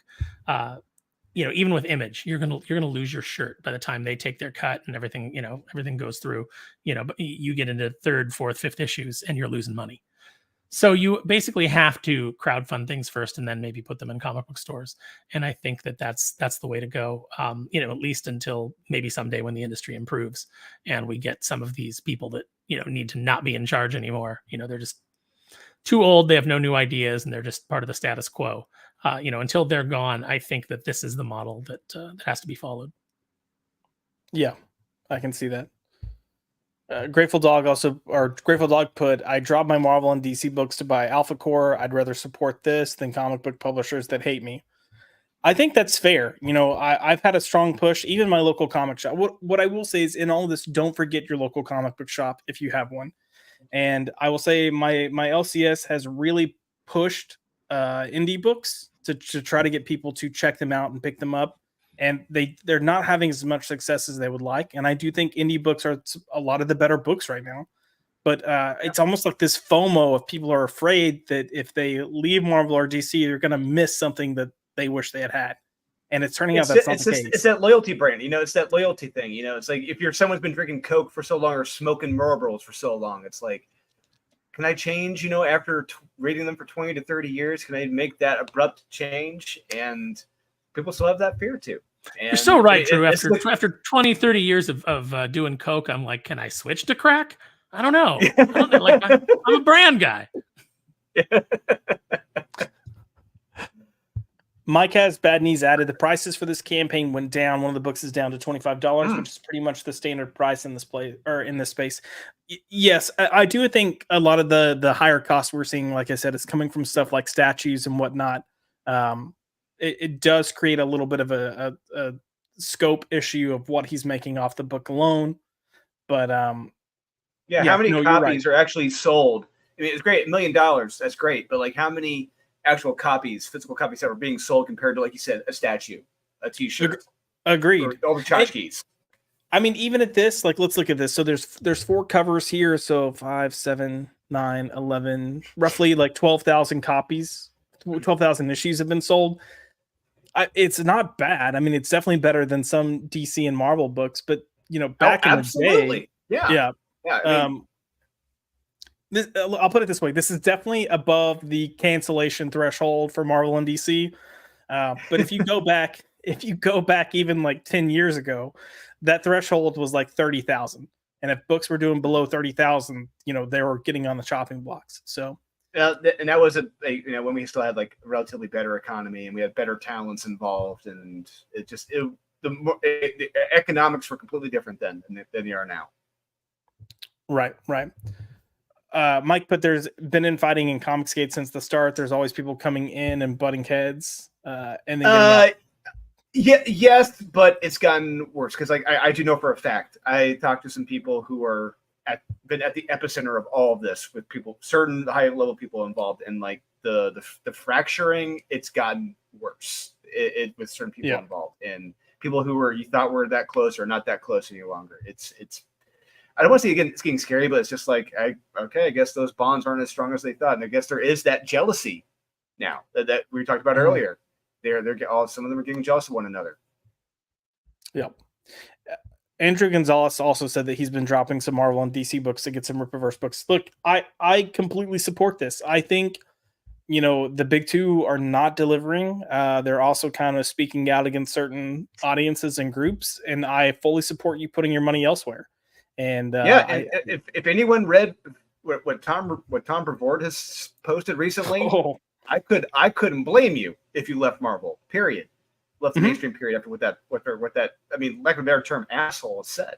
We have to remember, and I'm fine saying this because Tom Brevoort very famously, when people would criticize him on message boards, would be like, "I'm going to remember your screen name, and if you ever try to work at Marvel, I'm going to make sure you don't." So I've said plenty of things about Tom Brevoort over the years, so I feel comfortable in the fact that I am on the list. So Tom Brevoort is a miserable human being. If you've read his Twitter, if you've seen any of it, you see how he, basically like disowned his son for having a different political opinion than he does. He's posted things where it's like, I don't even know how I get out of bed some mornings, and it's like, it's because you are a miserable person who is ruled by your bitter politics. So, of course he's going to want to run customers off. The problem is that there's no repercussions for that from the company, because it's a very selfish position to take. You're running customers off, which means that your books are selling less, which means that there's less success, there's less the page rates drop, and you can only hire lesser writers, who therefore push the sales down, and it just becomes this death spiral that's going on with Marvel and with DC. So because of your hubris, because of the fact that you can't stand the fact that not everybody believes the political dogma that you do and has their own, you have to destroy an industry, and you have to make everything worse for everybody. And this is my big problem with the left, is that they seem to be focused on misery. There's actual studies out there about how much more unhappy they are than people who aren't far left. You guys are taking a little bit of poison each day. You're poisoning the industry. You're poisoning yourselves. You guys got to shake off this politics being the end all be all of existence and find your joy somewhere else, and try to bring some of that joy back into the industry, because the industry desperately needs it. Yep. Agreed. Mike's coming in with kind of the point that I was making. Don't forget about the other indies that aren't Rippaverse 2. There's some good stuff out there. There's some really good stuff out there. Skybound is pretty much killing it right now. I don't know if we want to consider that indie. I mean, they're part of Image, and Image, I don't think it's right to call Image an indie label anymore, but we're seeing a lot no, of but they're in the shops. They're in the shops, so Agreed. it's good for the shops too. So definitely, I think that when a company is now, granted, they're making some missteps. They're bringing in like Kelly Thompson, which is the first sign that maybe things aren't. She's the best. And listen, only 15 creators had to be stabbed in the back for her to get that. If you know anything about the rumors about Kelly Thompson and why she's no longer at Marvel, you'll get that reference. But they're doing really good stuff. They brought in Joshua Williamson, who clearly loves the G.I. Joe brand and is telling really great stories with it. Daniel Warren Johnson is killing it on Transformers. The Void Rivals book was very, very good, which also ties into that. And even moving over to Skybound from IDW seems to have reinvigorated Larry Hama on G.I. Joe, A Real American Hero. Now, part of that might be just that he has a really great artist too, that's making his stories look so much better. But I think it really did kind of like give him a little bit of a kick in the pants, and he's he's shooting a little bit higher than maybe he was at IDW, even though apparently his page rate has not changed, which I would have thought he would have got a little bit better one from Skybound, but we'll see how that goes. Someone made a great suggestion on Twitter saying that if Skybound did collected editions and crowdfunded them the way that Dynamite is cash grabbing with Gargoyles and with Darkwing Duck and all the Disney licenses that they've obtained, and did some crowdfunded editions that people could jump in on, maybe there could be a little bonus in there for Larry. Maybe he and the artist that did all those books could get an additional check, which I'm sure they wouldn't say no to, because none of those guys get royalties on any of those. So yeah. And Larry loves to draw and sketch, at conventions. I mean, you do like a crowdfunded bundle, like a $100, $200 tier, you get a Larry Hama sketch of Snake Eyes or whatever. Boom. I guarantee you those will sell out in 20 minutes, probably 10 minutes. I've got a really great Vietnam era, Tommy Arashikage Storm Shadow that he did for me. Ooh. Absolutely fantastic. Nice. Kind of turning our attention back to Yaira. One of the things that they did with this campaign that was different than previous campaigns was they released a live action trailer. Okay, let's see if I can pull this up real quick. Give me one second. Josh, you must adapt or die. Okay. We're gonna give this a little watch. How about that? Does that sound like fun for everyone? A little watcheroony. What do you guys say? I'm gonna play a couple of seconds, and then I need y'all to let me know if you can hear it or not. So here we go. I've trained my body to do things that people like me shouldn't be able to do. Can we hear it? I can. Yes. Hear it. Okay. Cool. Chat. Can you hear it? F in the chat. If you can hear it. Did you say F in the chat? We're gonna do that, man. This game is... F in the chat, like you're in the OnlyFans of Bodoman. Okay, awesome. We're gonna keep playing. It's pretty short, so we're just gonna keep playing it. Do we know? Is this Eric doing the voiceover for ISOM? It sounds like it sounds like Eric, right? It sounds like him. Yeah. But it's an actor it's a different guy that's actually ISOM in the trailer. Yeah, I'm sure it's a stunt guy, and it takes him the longest time ever to go these last like 5-6 feet to. You'll see. Anyways, here we go. But unfortunately for me, flying ain't one of them.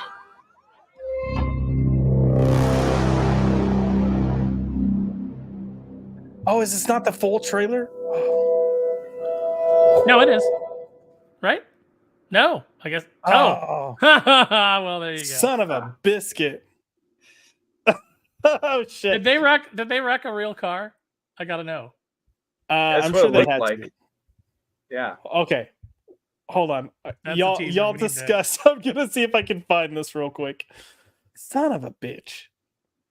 I wonder what the cost of like destroying the roof of a car like that is and busting out all the windows. It looks like a cheap, honestly, like an old Kia from like 2010, 2005. So I'm sure they probably went to a junkyard It's Just- weird that it's parked right there on too, because if empty. you look at the kind of like the Mhm. direction in this, if you look at where it's parked, it's like, why would that Kia just be sitting out there? And actually, when you play it again, Josh, Yes. I want to see how far it is from the building, because like, where did he fall from? Did he fall from the roof? Yeah, Did he fall and from it's the just, window? and the fact that it's like there's no other cars parked out front, just that one car. It very, very much sticks out. It's like there's no cars here, but this one piece of POS is parked out here up front. And that's just me. Hey, that's Yeah, that's somebody's Kia, man. That's somebody's beloved Kia. Don't you diss it, Drew. We could definitely nitpick some stuff, and we'll Oh, get and there. we will. Don't think we're above it. So I've got the full trailer now. Let me try to share my screen again so we can get this going. Maybe okay. Yep. I'm a professional. I know what I'm doing. I promise. Here we go. All right.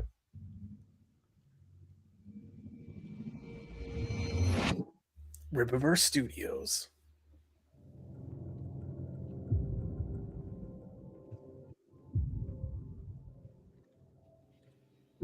Twisted Twins. We'll get to them in a second.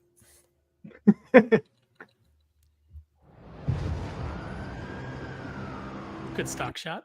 This Yeah. is gonna be tough. I've trained my body to do things that people like me shouldn't be able to do. But unfortunately for me, flying ain't one of them. Don't follow me. What is that? Don't follow me. What is that line? Biologist and archaeologist who we I genuinely I do not know. I've got other questions, but yeah. Okay. Yeah. Okay. Well, I have to pull out my you're gonna have to pause it. copy You have to pause it every few whenever something happens that we need to comment on. Yeah, so the Don't Follow Me, I couldn't tell you what it's for. I still get amused by look, it's an editing thing more than anything, but him falling, it's like you see him coming in frame of the car, and then you change the shot and he's not within the frame of the car, and you see him coming in within frame of the car, and you change the shot again and he's also not in frame. I'm like, oh my god. I It's like want the jump cuts in that Taken movie where it takes like 18 cuts for Liam Neeson to get over the fence. pretty much. Also, I don't know why this guy this actor that we're about to see that's at the podium, I don't know why he looks so familiar, but he kind of reminds me of the obnoxious Democrat kid that's like anti-guns. Oh, So- David Whatever his name is. He reminds me of him. Yeah, David Yes. Hogg. Yeah, this guy's very punchable. Yes. And interesting that he's in like a black t-shirt while doing this. Look, it is what it is. Look, We he's will- a tech genius, a tech billionaire, right? He's Oh, no, I know.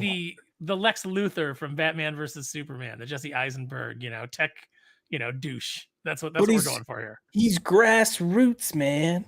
All right, let's see. Let's listen to this wonderful writing and wonderful acting, shall we?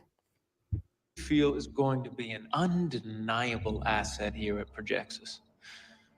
Won't you please join me in welcoming her to our team? Dr. Sally Rodell. I like that he busted out the curlers for this press conference and really got that going for his Adopt hair. or die. Adopt or die. Okay. What is it? Projexus? Projexius? Yeah. All the names are so awkward. Yes. The name, yes, it's a running thing with his books in general, and his characters, and names are weird. Can we talk about how no one is freaking out about the adopt or die line? Like, if I were in that audience, I'd be like, "What the fuck?" Well, especially Yeah. when like pale, freaky, blue-eyed lady gets up, and I'm like, maybe everybody in the audience is too busy going, "What accent is that? Where is this? Where is she from?" Is that supposed to be Russian? There's like some hints of Dutch in there, I think. Maybe maybe a little Swedish? Australian. Maybe a little. Yeah, Kiwi? you're listen. Soviet? Should it be a Soviet? Sounds the Russian. We've only heard these few lines, but this accent is questionable. Adept or die, moose and squirrel. Not only is it like when she gets it and it actually does sound somewhat Russian, not only is it comical, but then half the time it sounds like she's dipping in and out of different accents, on that path. So I don't know, hire a dialect coach. In to fairness, help I you. have not read this, so maybe she's from some made up nation and she's trying to do like, okay, I'm gonna do like Eastern European, but I'm gonna give it like a different kind of twist. But it's very distracting. Yes, but that's the thing. Like maybe she is, but at that point you just have to pick an accent and go with it. Because if you do try to do this mix of accents, it's gonna be distracting for whoever's watching it. So here we go, folks. Buckle up. Oh, Josh, sorry. Can you put the closed captioning on? Oh shit! Yeah, I can. Put the closed captioning on. Secure the So area. adopt or die. Yeah. Okay, Yeah. so close captioning is bad. Secure the area.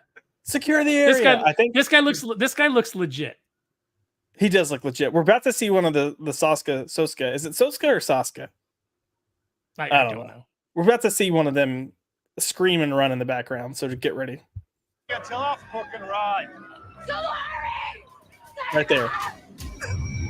It is the truest law of the earth. Verily few things have the ability to survive the test of time. Verily Though we may few not things. be around to see them to their fullest fruition, but we struggle to create now will be the triumphant echoes. Did you say strudel? With I like strudel. strudel to With create strudel? now. We will With look. strudel. Even the closed captioning. Yum. Even the closed captioning is good. The closed captioning should just be a guy going like. We Oh, strudel to man. create now. We'll be the triumphant echo. Equal. Sheesh. From the past. Alpha will be here 5 minutes. Hold the line. 5 minutes?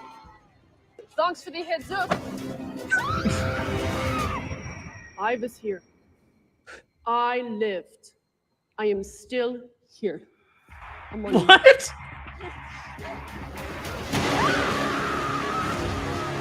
Blue sky beam. Wouldn't be a superhero film without that. Sweet dreams, chilled. Sweet dreams chilled. Sweet dreams chilled. Oh, is it because she has ice powers? She's like, I'm going to give you sweet dreams. Chilled. Chilled. Oh. Maybe, but is that good writing? Like, I don't know if that's what my pun would be. Like that sounds like a rejected Arnold Schwarzenegger Mr. Freeze pun. They're like, you know what? This one isn't working for us. All the other ones are great. This one, not so much. And Eric's like, what I'm I'll seeing use it. What I'm saying is like the character we're seeing on the street, the one on the podium, these seem like two completely different people. That's part of the issue. I have. Absolutely. Yeah, agreed. It feels like two different people. They're acting. Yeah. And so far, I'm not like getting any sense of any narrative whatsoever. It just At seems like a bunch all. of disconnected No. kind of thing. Just stuff. I see this Yaira character. Trailer. It's a trailer, right? Mhm. Yeah, She's absolutely. doing stuff. She's doing stuff. And things. Armando Lopez. What does it say? It's now plane zero. If you guys remember the Running Man, Sub-Zero. Now plane zero. No, playing zero. And you were like, yeah. Oh yeah. All right, we're I think got less than a minute left, so let's finish this out. It is that struggle that is the affliction of creation. I would like to thank Mr. Eusebio for allowing me the opportunity to discover and create alongside my esteemed colleagues at Projections. Thank you. What is she talking about? Nobody knows. Oh, now he's got a Mr. Bad cowboy. wig back there. An archaeologist? It's a bit archaic, isn't it? She's well studied, Jerry. But if you want to question her credentials, be my guest. That's not what I was saying. It's just an unusual area of expertise to pair with biology. Well, Dr. Rodell, from my understanding, is an unusual woman. Don't be threatened, Jerry. Can we talk about how she does not look like the archaeologist out of those two? No, if you asked me which one was the archaeologist and the biologist, I would I'd be like the guy in the cowboy hat. I don't know. Like, Yeah. the other lady might be. She looks like she's maybe a business lady. You know, like 'cause he looks like the guy that's out in the field digging up bones and old civilizations with his stupid cowboy hat and his lame David Hogg face. Right. It's kind of like they were like, Alan Grant from Jurassic Park. Yeah, it's a great character. Yeah, I want to do that, but instead of being like that guy, I want him to be like modern day science. You know what this dialogue feels like to me in this trailer? Is it feels like a Neil Breen film where you just have people saying things that are kind of like just disconnected from each other.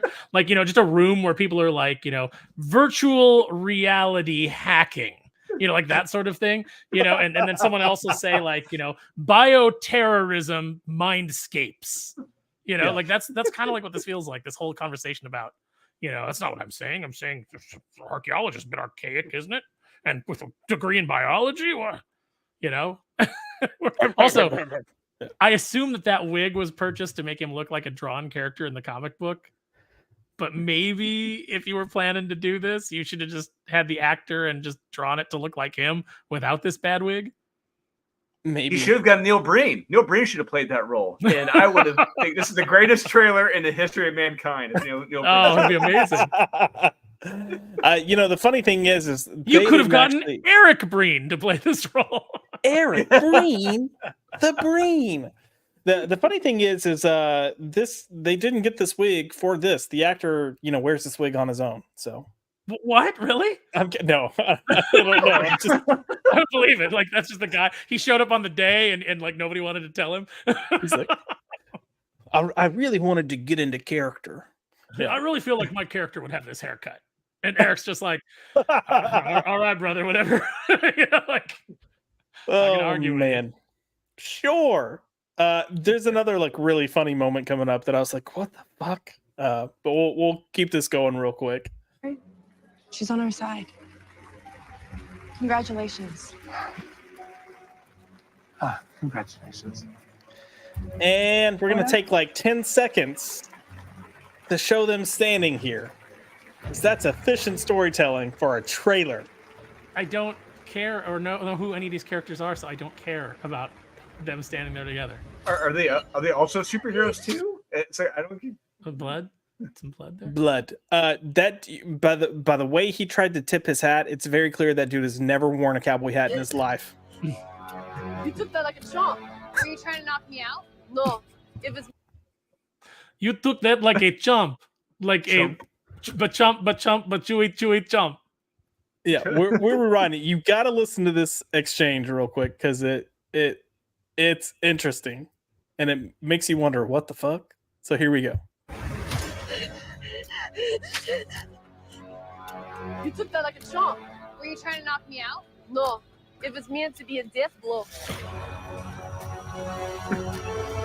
Yaira.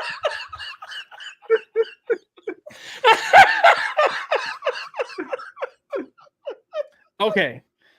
Accent aside, because the first like 2 times that I watched this, I kept getting stuck on you took that like a chomp. Because she says chomp.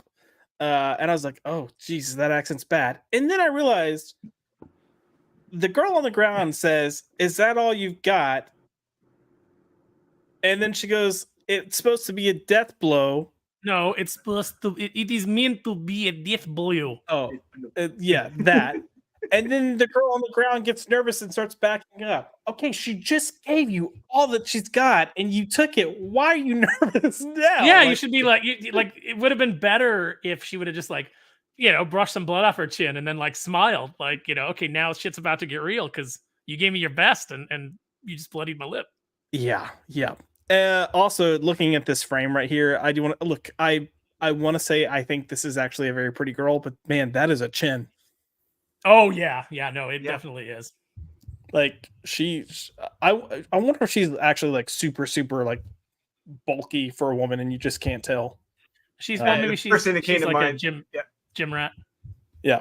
The first thing that came to mind was Deuce Bigelow. That's a huge bitch. It just she looks. She looks big. Yeah. Did somebody say steak? Dude, I need to rewatch that. All right, let's continue this trailer. Yeah, trailer. Oh, well, that's it. And then you have like 2.5 minutes worth of credits.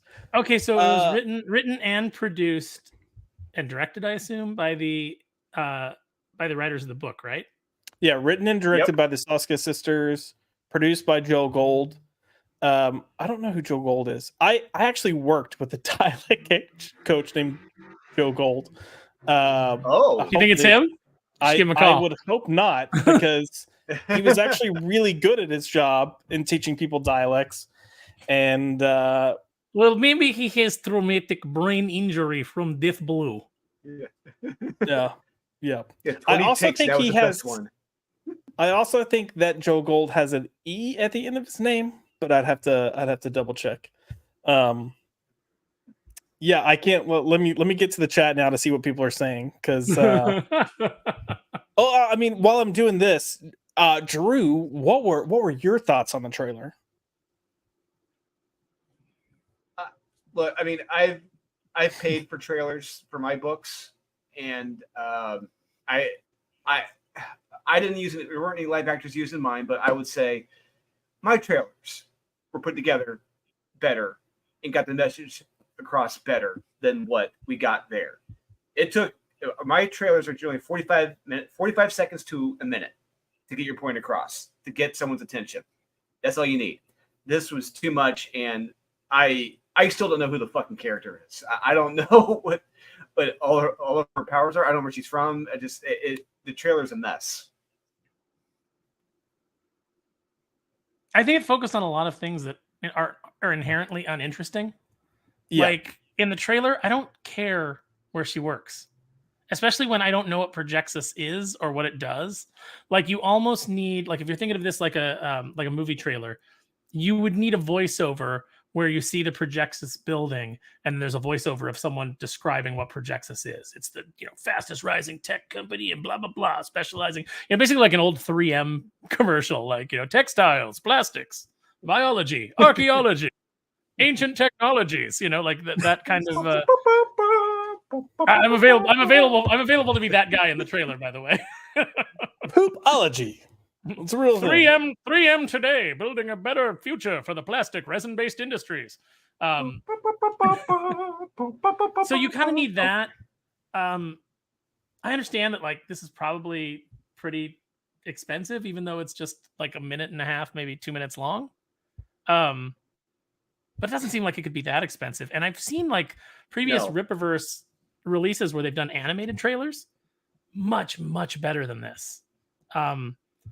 If I was someone who was just coming into this and being like, what is this? And then it was like, it's a comic book. And then I saw that the comic book was written by the same people that wrote the dialogue in the trailer, I probably would not back it. I'd be like, no. Because the dialogue in the trailer is really, really bad.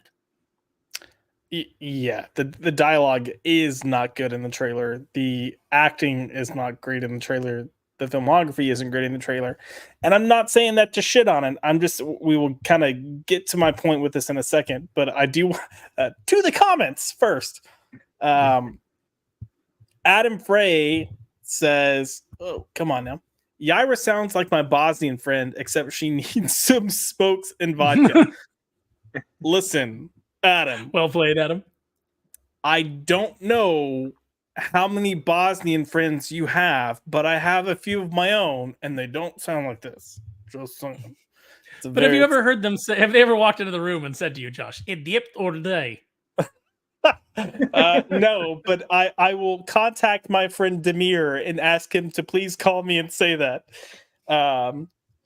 If anyone in the chat would like to send in your vocal recordings of you saying "adapt or die," please send it to Josh in care of Pop by Culture, Grand Rapids, Michigan. Please do it, please. I'm not in Grand Rapids though. No, I'm just yeah, no. If the story is good, lower quality visuals don't bother me. I watched Black Scorpion back in the day. Agreed. I don't mind bad yeah. visual. And look, And I'm it's not for a gonna- comic book, so it's not like this is a trailer for a movie. It's just a trailer for a comic book. Yeah, and look, I'm not gonna knock But at the same time, visuals. these are, I mean, look, like, these individuals who did this, I mean, they have made not just one film, they've made several films. You know, They had sure budgets. have. And looking at this, it's like, Drew's a fan. yeah. Now,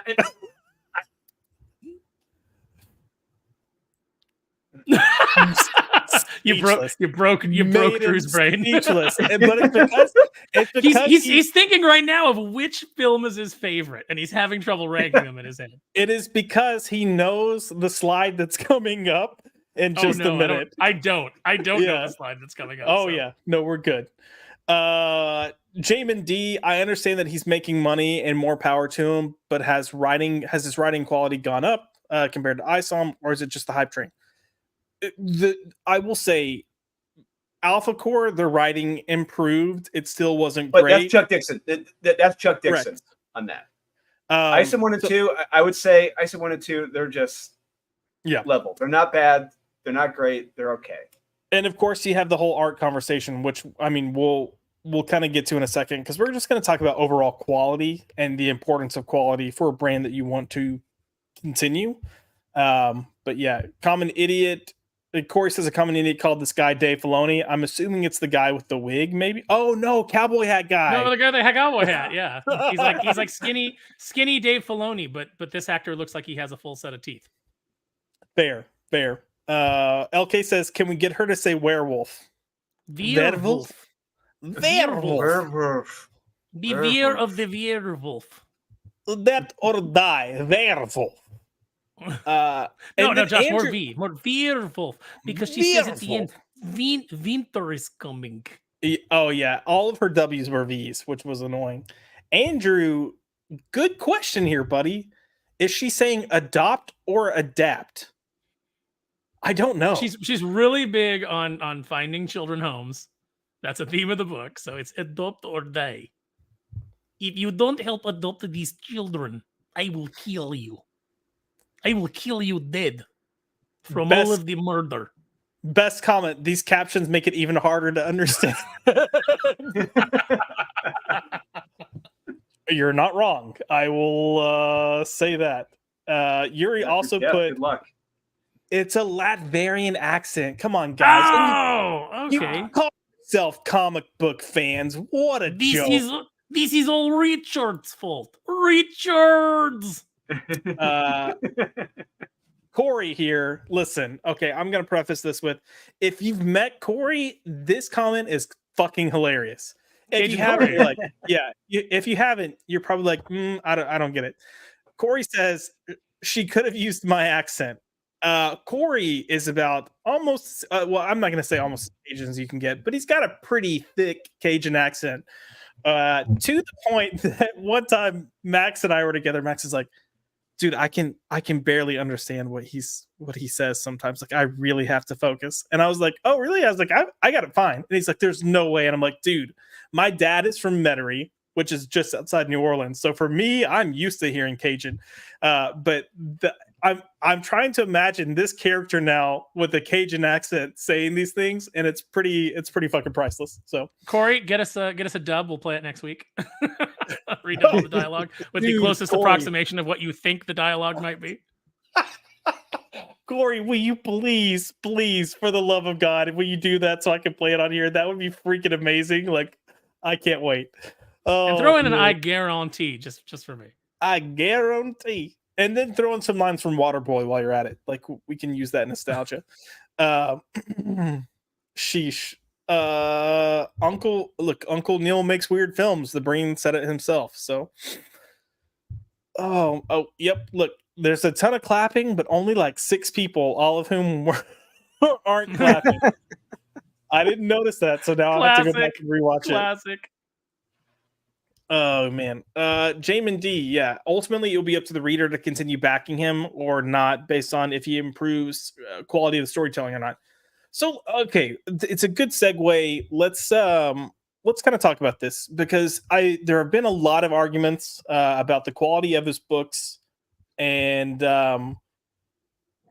are they valid arguments? And then there's also potentially a conversation about how Eric is handling some of this criticism coming his way. And we'll even look at this too and kind of encompass it all here.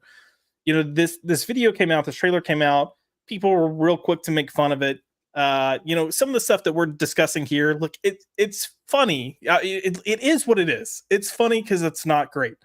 And Eric responded, putting, whether it's fair or not, I'm okay with our live action production being criticized to the degree of a Disney or other studios attached to mega corporations. That speaks to our level of reach and influence, despite having a fraction of their financial backing or budget. Thanks to you all for purchasing Yaira and giving us a shot. I don't like someone did a video comparing this to CW. I don't think Disney is CW level bad overall. Let's not burn down, pop by culture. But it's something about I don't think he handles criticism well. This is probably the best he's handled it. But I still think just take ownership and just be like, yeah, look, this could have been done better. It is kind of funny. We're trying new things. Like, I appreciate the support. Leave it at that. Mm-hmm. But I feel like he has to turn any type of criticism, whether it's coming from a place of support or not, I get super defensive, and I don't think that helps his case in certain situations. I think you're right, Josh. I mean, I will add the caveat that he has a lot of lunatics that are just at him 24/7. No matter what he says, no matter what he does, there's whole streams about him. There's those weirdo Twitter people that just like attack him all day long, with their anonymous accounts and things like that. So I understand that there's probably a certain level of defensiveness that goes with that. I don't know what it's like to be attacked all day long on Twitter. I only know what it's like to be attacked occasionally on Twitter. So, but at some point, you don't have to respond to every single critic. You don't have to respond to every single weirdo that comes at you. You don't even have to respond to people's streams or people's, posts or, doing their videos. He doesn't have to respond to this. And I think that we're all generally in support of what he's doing. It's just we think this trailer is hilariously bad. And worth having some fun with and pointing out the flaws. But at the end of the day, not everybody who has criticism for you is your enemy. Not everybody who has criticism for you is trying to tear you down.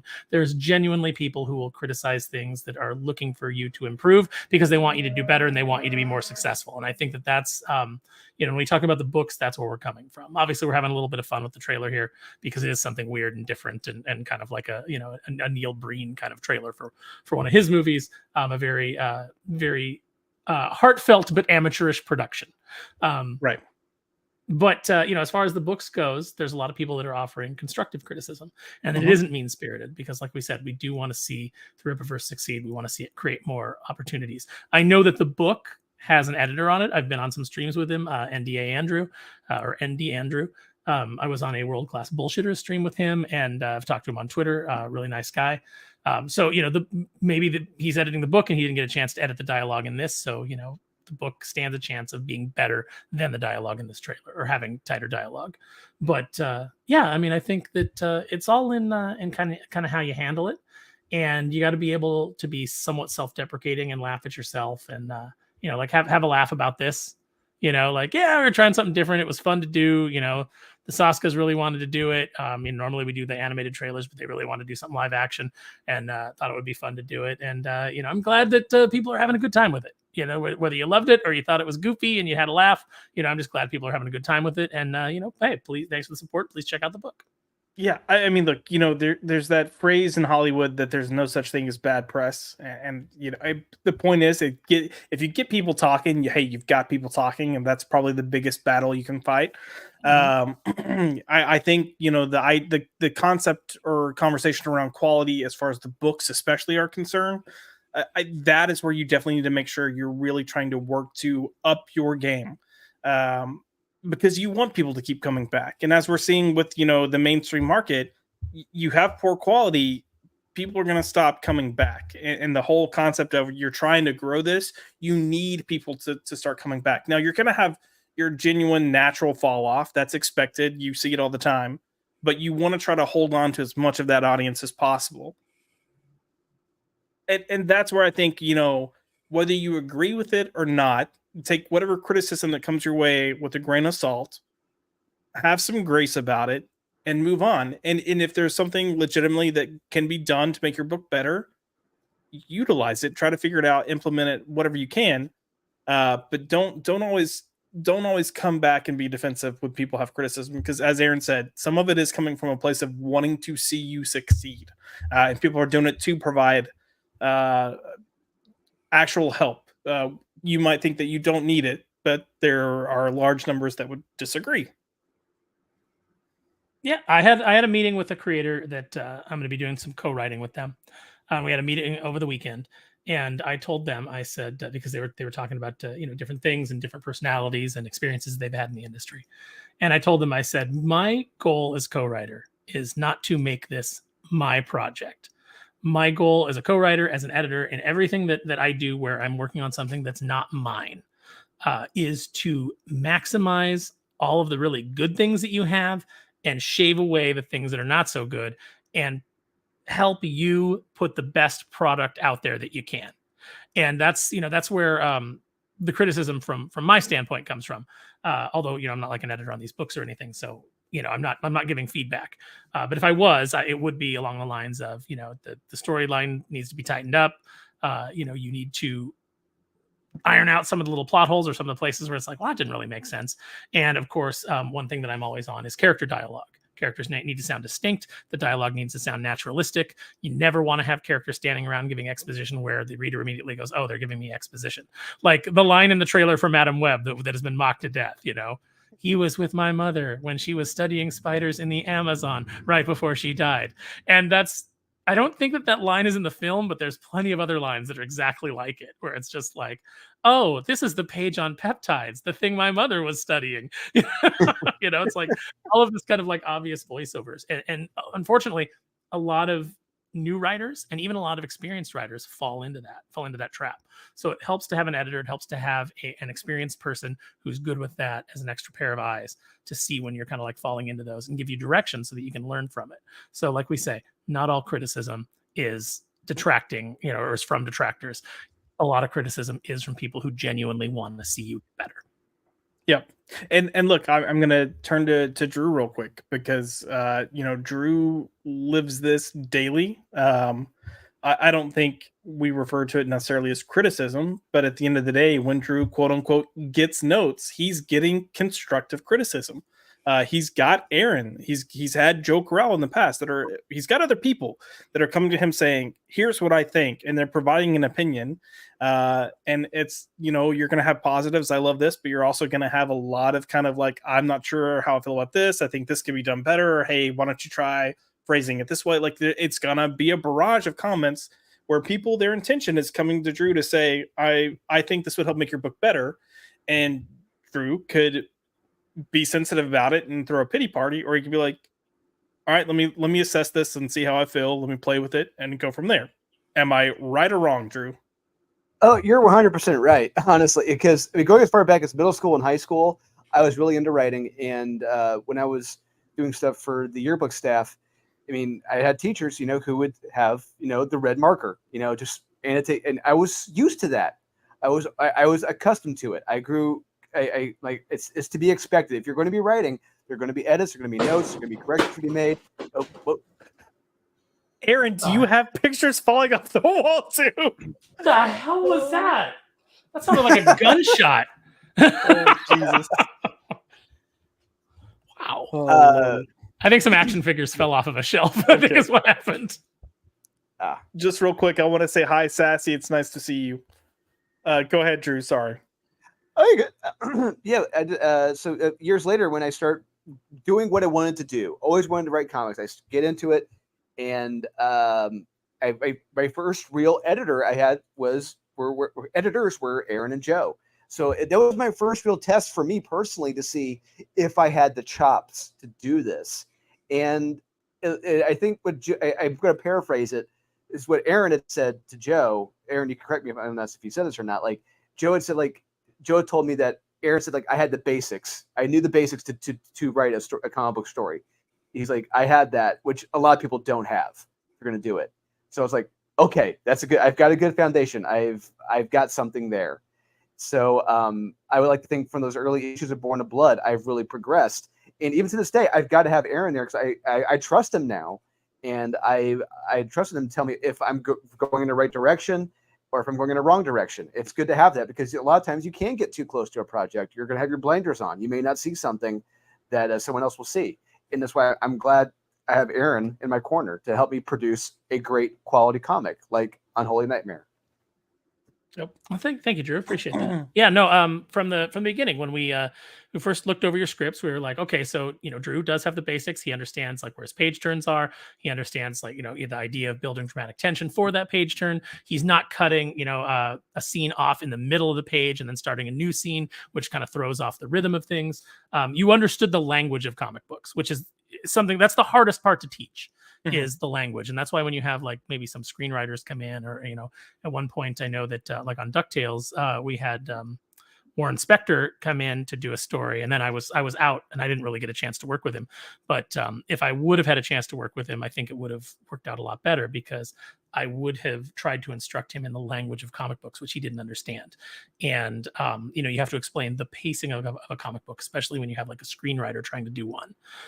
You need them to understand that you can't get 4 actions into one panel. Like the character cannot do a backflip, kick the gun out of the guy's hand, wrestle him to the ground, and stab him in the back all in one panel. You're like, no, that does not work. That's like, why not? Why not? What do you mean? Pages of that's like 2 pages of action at least. Yeah. Really. Yeah. So real quick, Aaron, like I remember overhearing Ali Garza said, he said one of the worst words you can see in a script from a writer is the word "and." Mm-hmm. Fair. That's exactly right.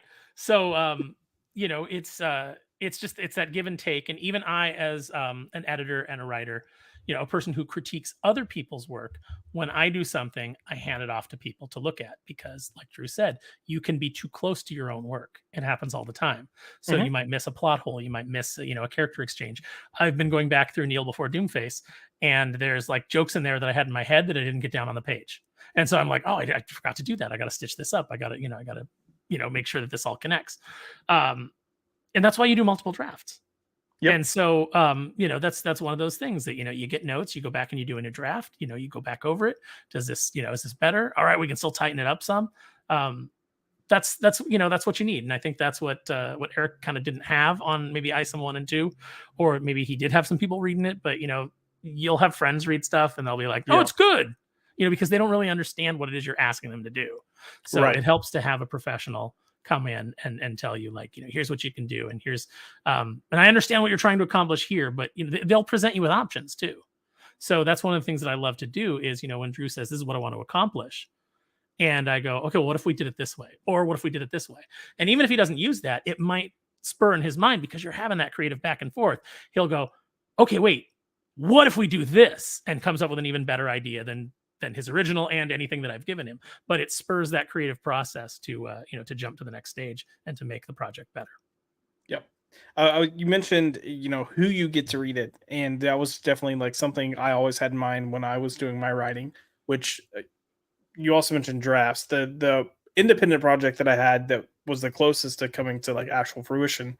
I think I had 14 or 15 different drafts by the end. All because of different feedback that had come through. Also, it started bouncing around from different companies, which had their own opinions as well. But when I would give stuff to people to read, I had friends that were interested in reading it because they were friend and curious.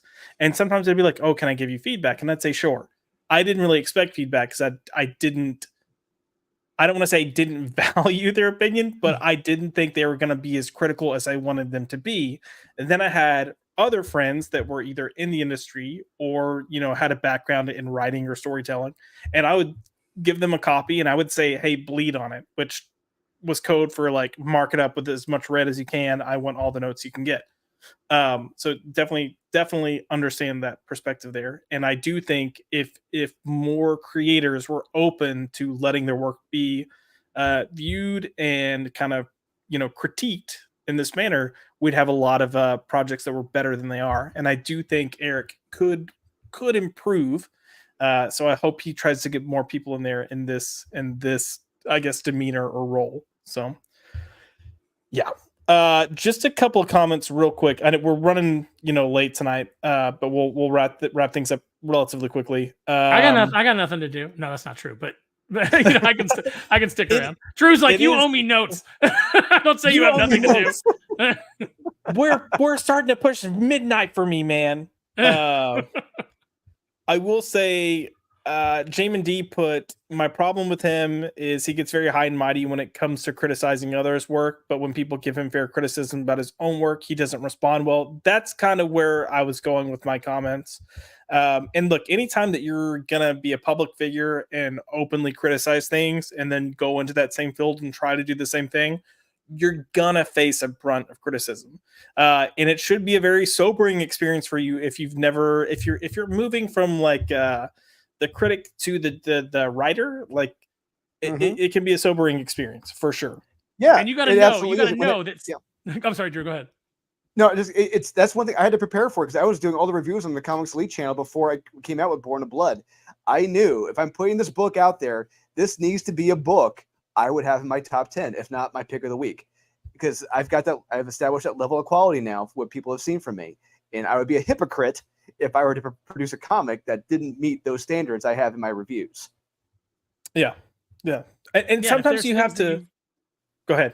I said, if there's things that you've picked on other people for, and then those show up in your book, you better believe you're going to get roasted. Because if you've been a critic, you've been critical. Like, look, I've got work out there. I've been critical of the things that the big two are doing.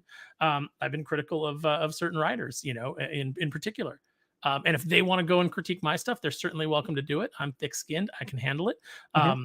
No problem. But you got to know that when you have been criticizing things, you've been demanding things, you've been asking for things from companies, from creators, and then you do your own book, there's going to be a line, like in the movie Airplane, of people that are just waiting to beat your ass, that are just like, just revenge, just people there, just like, with a bat and, brass knuckles and, a tire iron, just waiting to, to take you out at the knees. Look at what happened to Richard Meyer when Jawbreakers came out. There were creators that delighted in tearing it apart. And I think in a lot of ways unfairly so. I think that they they attacked it with malice in their heart, and I think that that's also ineffective, or that's also ineffective. Fail English, that's impossible. It's ineffective. I think that you should be strong enough to critique it and try and like set that malice aside. Like, you can go in being like, all right, I'm going to rip into this guy if it sucks, but if it's good, you got to be able to genuinely say it's good, and and give valid criticism. Don't just be revenge minded. Yeah, I'll also add just real quick that being able to identify problems is one thing. Being able to understand how to not have those problems happen in your script or your book is a very different problem. So knowing how to identify the problem is one thing. Knowing how to overcome it is a bigger hill to climb. Drew, you are getting called out, my friend. Oh, Drew, you need to put some quality content in making some live action trailer for Unholy Nightmare. You know what? The minute I have a budget to produce a live action trailer for Unholy Nightmare, you can bet. The minute I have like a screaming Mad George to do some cool special effects trailers for Unholy Nightmare, yeah, you can bet I will have a good live action one. But for right Drew, now, we'll start out with some custom action figures and do some stop motion. it would be like Action League now. Like yeah, from back in the day. I hope to God y'all do. I really hope you do. I really want to make a Recluse custom action figure. I really do. Hell yeah. Max, 3-hour stream. Look, for the sake of Drew, we're not doing that. Also, go to class, you nerd. Are you going to come in? If we do a 3-hour stream and Drew has to go to bed, are you going to come in and replace him? Yeah. Look, you got a link, so don't be. Yeah, Max, adapt or die. Come into the stream or shut the fuck up. Adapt or die is ineffective. Oh Lord. Okay, I just want to say that, guys, there is a Russian character in Kneel Before Doomface, and He does not talk like that. Oh, he does have, thick Russian accent, talk like this, but there's not he's not so much that he's like adept. yeah, it's the crux of the issue of humanity is the friction of the at least this accent from this Yaira actress is so bad that it's good. Like it's comedy bad as opposed to insufferably I can't listen to this anymore. But I mean, maybe if I had like an hour of it, I'd be like, dear God, someone shoot me. Just put me out of my misery, please. I can't. It's weird to me when people can't act. Yeah. I don't, it's like when you see those. So there's I've been watching a lot of 30 Rock, revisiting that show on Peacock. And Peacock's commercials boil down to tampons for like the heaviest of flows, diapers for people who piss themselves in the bed, and they're like, it can hold up to a gallon. And you're like, who is like pissing a gallon in the dead of night and then just sitting there in it? And then razors that are specifically for your pubic areas, and they actually show the pubic area being shaved. Yep. You're like, what is happening? Yeah. Yes. I don't know where I was going with this. Well, I feel like I know where you were going, and yes, I can confirm Bo DeMaio shaves his pubes. Is that where you were going? Is that he shaves? The monkey? No. He shaves the little monkey. monkey. He shaves the monkey. Well, less chance for crabs. So that's good. Anyways, moving on. So Aaron looks displeased. So like there is what is happening? These are pictures and or clips from Sasuke sister movies. And these are the Sasuke sisters. Pretty much. They've done horror porn films. Yeah. Yeah. So it's like actual like sister porn, like incest porn. Yes. It's them. Yeah. How long ago was this? Not long. I think within the last 10 years. Yep. I mean, are they still doing this? Because we talked earlier. We talked earlier about like anybody being able to come back from dumb things they did in their youth and being forgiven. Like, for example, Josh, we all forgive you for the sin, for the sin in your life, which is of course Wakanda Forever and your opinion of it. But they're gonna see for being gay, but okay. Oh yeah. But this is creepy, gross. So here's the thing. Unsettling. I don't like it. Save to favorites. No, I'm kidding. No, I don't like this at all. Yeah. Look, here's my take on this. The moment I heard they were involved, I was out.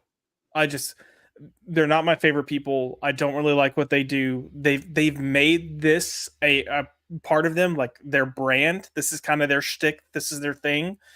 And all the power to you, but as an individual that I think this is repulsive and just deviant behavior, I don't want to support this or back it. Like I don't. And I know there are a lot of people that have felt this way and expressed it. And for me, I'm just looking at it from the perspective, if I were Eric and I were trying to build a company, I don't know if I would want some people that are this polarizing coming in.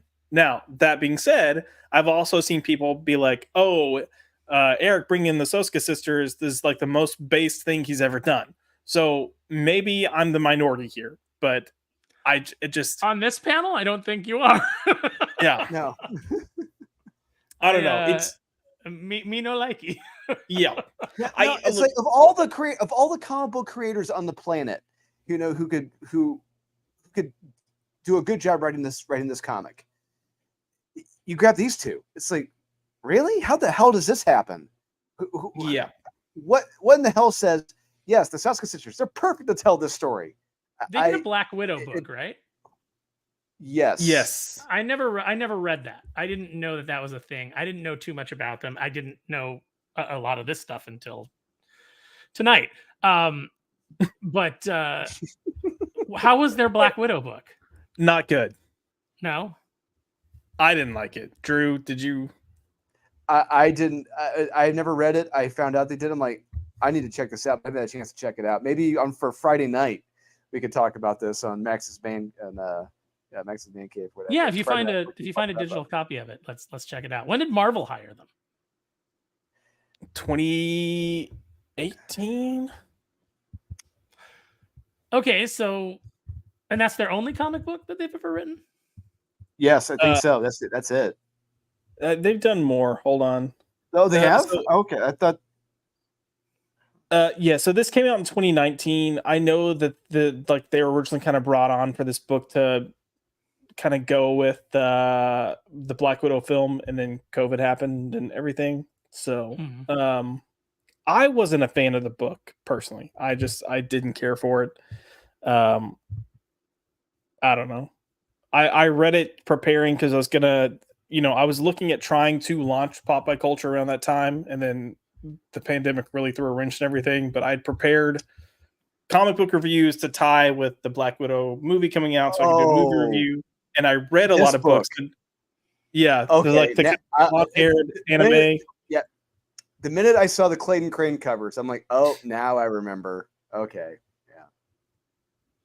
I'm gonna make a bold statement here, and maybe I'm in the minority, but I'm gonna make a bold statement and say I don't feel like siblings should be doing this. I don't think they should be engaging in this sort of behavior. I don't think it's good. I think it's bad.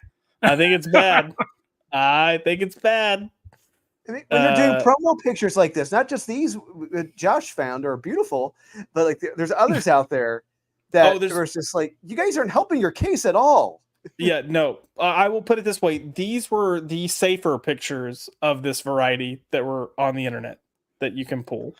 I think this is all not good, and they'll never be my best friends.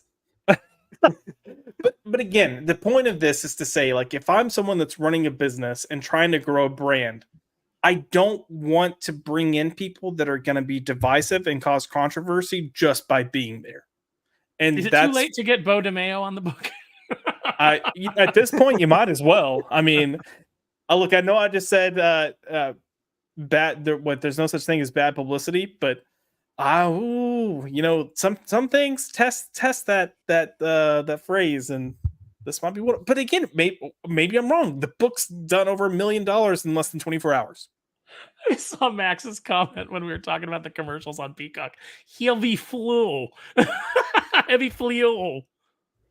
Oh, genius. Max, you're killing it. Yeah, I'm not even going to try to do that accent. Oh, there's a video. So there's a video of a couple of videos, I guess, of them on the Marvel YouTube channel doing interviews on the round tables with like the Sana Amanat and a few of the others talking about the series.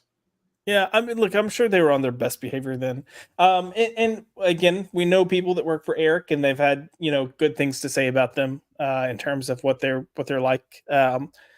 So maybe when you're one-on-one, they're fine people, but just for me, this is a big no.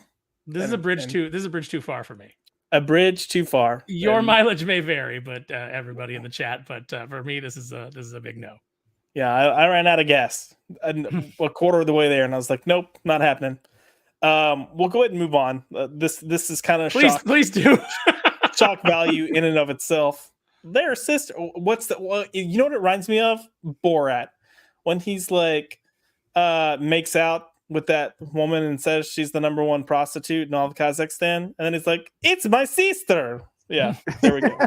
This reminds me of like they're gonna do like the song from White Christmas about my sister. No mister will come between me and my sister. But like with a terrible bend. Terrible bend. And then in addition to that, this is probably going to be a pro and a con at the same time. We kind of discussed this in our chat earlier, but you've got this kind of rivalry going on between Eric and Ethan because of various reasons and various things and stuff that I think is unprofessional and shouldn't have happened. But now they're kind of like, Josh, whenever you're about to make a salient point, you're like, I'm gonna lay this out. Your sound goes out. So just backtrack and tell us about this again. Did my sound go out? Am I back? You froze. You froze. Yeah, you're back. Oh, what a bitch! You are so internet. back. I don't even remember. Oh, so basically, you've got these two guys that are like, look, they are leaders within their groups, and they are just dogging the shit out of each other. And I think it's damaging overall for what they're both trying to do. And it comes across very childish. It comes across very immature. Yeah, I don't think it's gonna create growth for either of them long term. Now, I think there are people that will go support Eric because they dislike Ethan, and I think there are people that go support Ethan because they dislike Eric. And I think you're going to see some of those ramifications come through. I think you see some now. I think you'd even question, are people backing Eric's books because they like the books, or are they backing Eric's books because of the ideas of Eric and what he represents? Or are they backing the book because they hate EVS and they're like, I'm going to stick it to EVS by supporting this guy's book that he doesn't like, and vice versa. And you get into all that personality stuff that that I find exhausting. So yeah, I mean that's kind of how it's how it's been like the past, honestly, year, 6 months. Just these real dividing lines, just factions being formed. I know a lot of people, it just makes them walk away from crowdfunded books altogether. They're like, there's too much drama in indie comics and I don't want to deal with it. And I'm just tired of it. And I'm tired of seeing it on Twitter. And they just walk away completely. Ultimately, I think that it's red meat for EVS's followers because he can do a 3-hour, 4-hour stream on it. And a bunch of people will give super chats and that's income. But overall, long-term, I think that it will end up, I think there's a very good chance it ends up hurting both of them and indie comics crowdfunding in general. Agreed. That's kind of where my thought process is. and look, I'm one of those people that the moment that I see you acting like, a child when you should be acting like a grown adult, it turns me off to whatever you're doing. And I just don't necessarily want to put my money behind it. And that's just, a note to both of these guys. I think there's a lot of potential here. And I would like to see them just focus on their work. And I get that they make money off the drama, but look past right now, look past the short term, and look towards the long term. So, I would love it if it was all a work, dude. Okay, if they got that would be the redeeming part for me. Is if like a year from now they're both like it was all a work. Like, it was all like a wrestling angle. Yeah. Andy Kaufman, Jerry Lawler. Yes, that's what I was thinking of. Yeah, dude, then I'd be like, good on you. You guys got everybody to mark out. Listen, Eric and Ethan, if that's the case, you guys are fucking brilliant and I love you. But I don't think that's the case. So, just like there's a panel, like, Eric's at a panel and Ethan comes out, hits him with a chair, and then later Ethan's at a panel and Eric rock bottoms him through the table, and be like, oh my God, this is amazing. I went to a panel for the Goon once with Eric Powell, where they were the whole thing was that they were announcing Goon the movie, and the two guys, Thomas Lennon and Ben Grant from Reno 911, were the guys that were in charge of the movie and writing the script and everything. And so the whole panel was very uncomfortable because every time Eric would start to talk, they would talk over him and be like, well, we're not really going to do that. It's not going to be an exact translation from the comics. Frankie's not going to be in the movie. We didn't really feel like there was a need for that character. We're going to get Vin Diesel to play the Goon. And, they just like kept talking about it and they kept interrupting him. And Eric was just like getting more and more sullen. Eric Powell's just getting more and more sullen until finally he starts packing his bag while they're talking. And the audience is very uncomfortable. It was like, I was like, this is a work because, I'm a wrestling fan, so I knew it was a work. I could recognize it. But most of the crowd, like, they had him in the palm of their hand. And while Thomas Lennon was talking, Eric Powell gets up, puts his bag over his shoulder and starts to leave, like walking behind him, and then stops, picks up a chair and smashes it over his back. And then just starts hitting both of them with the chair behind the table. And then they get up and they run out, like their tail between their legs. And then Eric sits down and talks about the comic for the rest of the panel. It was amazing. That's great. That's great. This kind of wraps up the ISM conversation, the Yaira conversation. Is there anything else you want to add on this? I would just like to see the indie comics crowdfunding scene. I'd like to see people get over their egos. I'd like to see people get over themselves. I'd like to see more of the rising tide lifts all ships because, everybody seems to have forgotten that the enemy is the complete progressive DEI and ESG takeover of comics and entertainment. And everybody get into these petty little power struggles and personalities and things like that. Like, not everybody has to like each other. That's fine. But you don't all have to be at war with each other either, I guess is the point. Tim's Yaira's talk, dude. What's up? Yaira is my Snyder cut. Absolutely, man. Not enough Good to see slow-mo you here, Tim. There'd be more slow-mo if it was Snyder. And also there was too much color. True. Yeah, Drew, you mentioned the titles, the names. Like, yeah, that's got to get fixed. Eric was a little defiantly pushing back on Horseman. Why would you say horseman? Like, it's not horse-man. Like, why would you say that? I don't know. Probably because Batman, Superman, Spider-Man. Valid point. It's like you gotta think of it from an advertising and marketing perspective.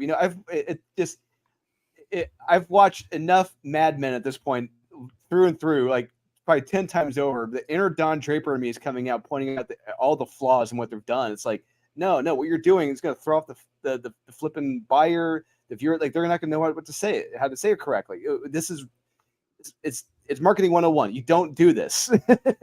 Don't put obstacles in between the reader and the book.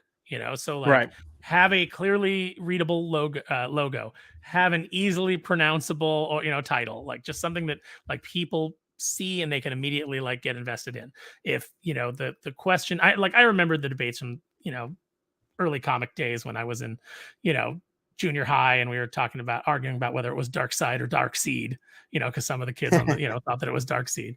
I remember those, but you don't want that to be your whole book, and you don't want that to be every book, right? Like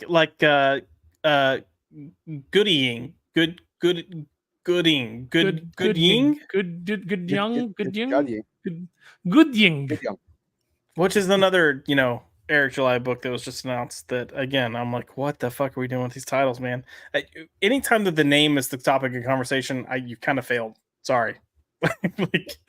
Well, it's like I remember seeing like with the Horseman argument, people saying like oh, you guys are too stupid to realize he's got like the horse on his chest, from like a chess piece, on his logo on him, and so Horseman, and I'm like, yeah, but the pieces in chess aren't called horsemen.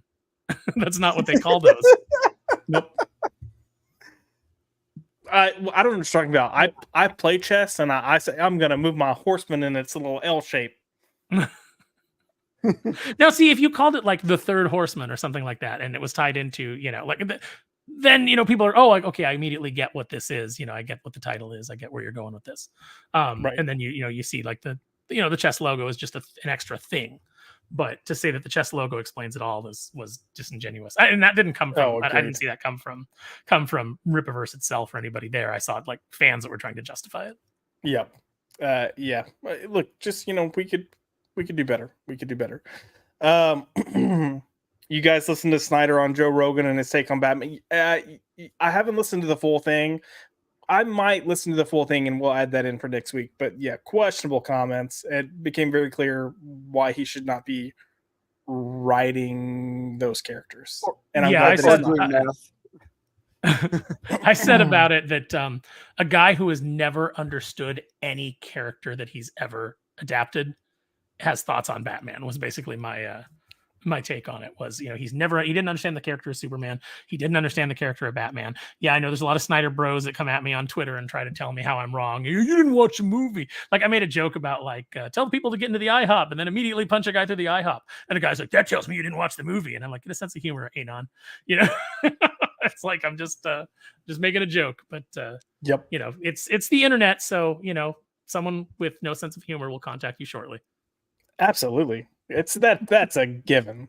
And it might be me. We do have Shieldwall hopping in. What's up? Jacob's stream went long. That's okay, brother. We're actually long here as well, about 30 minutes over. That's what got Bo DeMeo in trouble. Yeah. Uh-oh.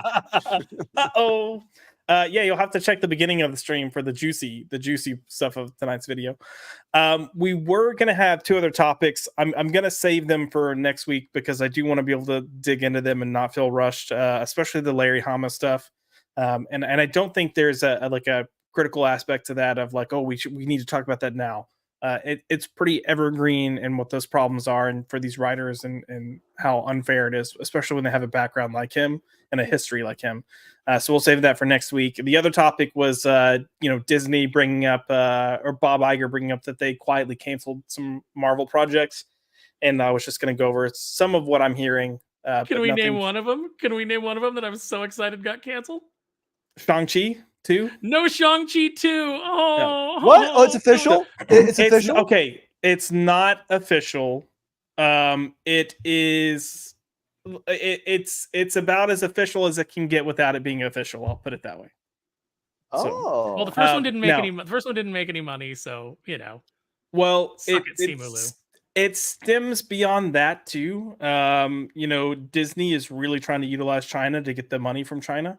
They want their films in China to get that box office revenue, which again is a smaller take than what they get in the States. But China's made it very clear that they don't want Simu led products, but they've also kind of made it clear that they don't want Chinese characters being interpreted by Americans, and that's kind of part of the conversation.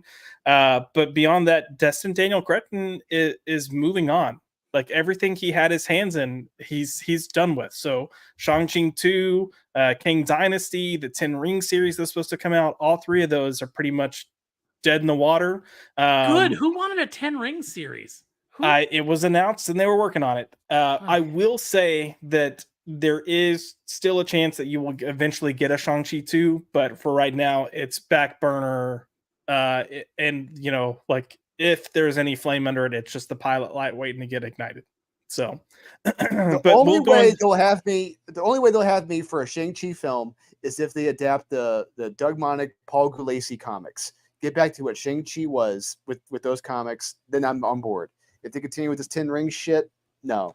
But Simu Liu said those comics were racist. He said those were racist depictions, Drew. God damn it. Yep. Well, let me tell you this. No matter how long it takes us to get to a Shang-Chi 2, the action figures from the first movie will still be at Ollie's for you to purchase. Even Ollie's is going to put them on clearance for you. Do you know what Ollie's eventually does? I was watching World Class Bullshitters. I did not know this. Jeff Hicks was talking to one of the employees, and eventually the product gets to a point where they will sell it to you by the pound. So for like a quarter, wow. you could buy a pound of Shang-Chi. Oh wow! We have a ton of Ollie's where I live here in Indy. I need to start. We have a ton of them here. I just need to go by to see what kind of action figures they got. On the shelves. Start sending me pictures. Go find me some Crimson Guards, Drew. I don't have enough G.I. Joe Crimson Guards. Damn it.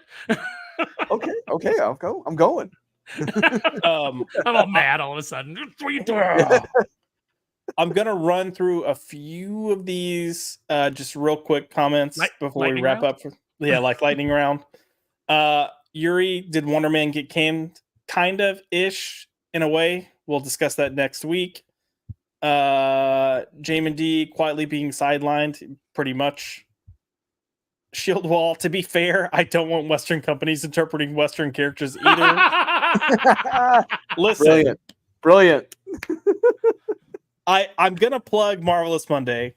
So Shield, since you're here, I announced that we would launch it April 1st with Captain America. That gives me plenty of time to fight my dispute with Disney, hopefully.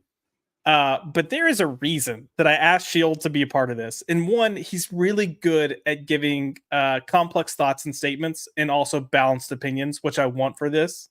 But the dude has gold, and he's just this quiet, under the radar. I don't want to say personality, but person, because he doesn't have his own channel. He pops up on other people's channels. But I knew early on, I was like, I want Shield.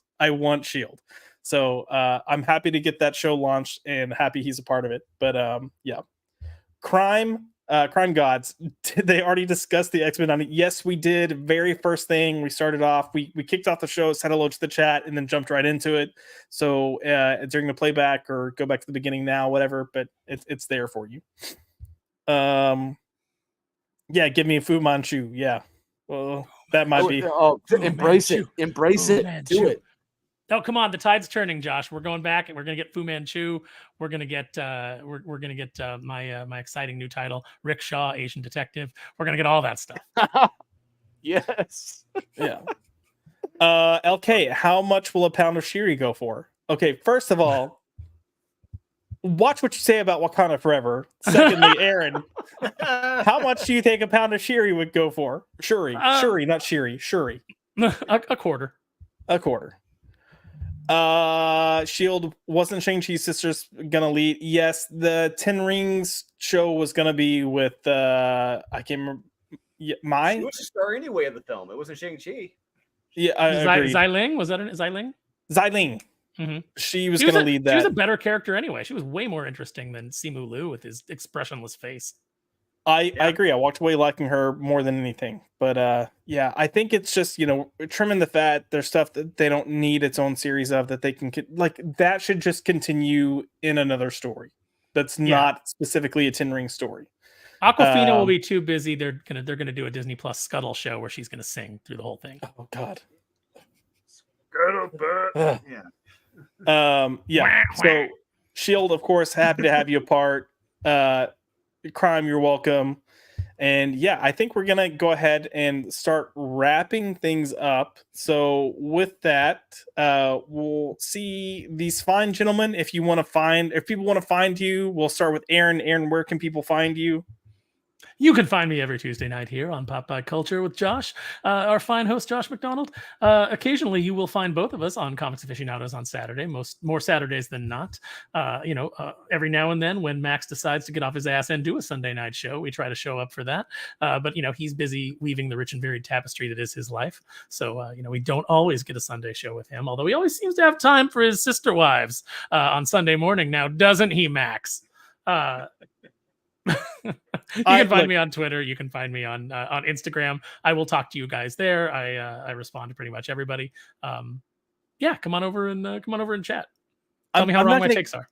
I'm not going to give Max shit for spending time with his sister wives because that's way more low key and less work than trying to put the Man Cave show on. However, I will give Max shit for being like, "Oh guys, I'm not going to do Man Cave because the Academy Awards are on and I really need to watch to see who's going to win." But don't post on Twitter that that's the reason because I don't want people judging me.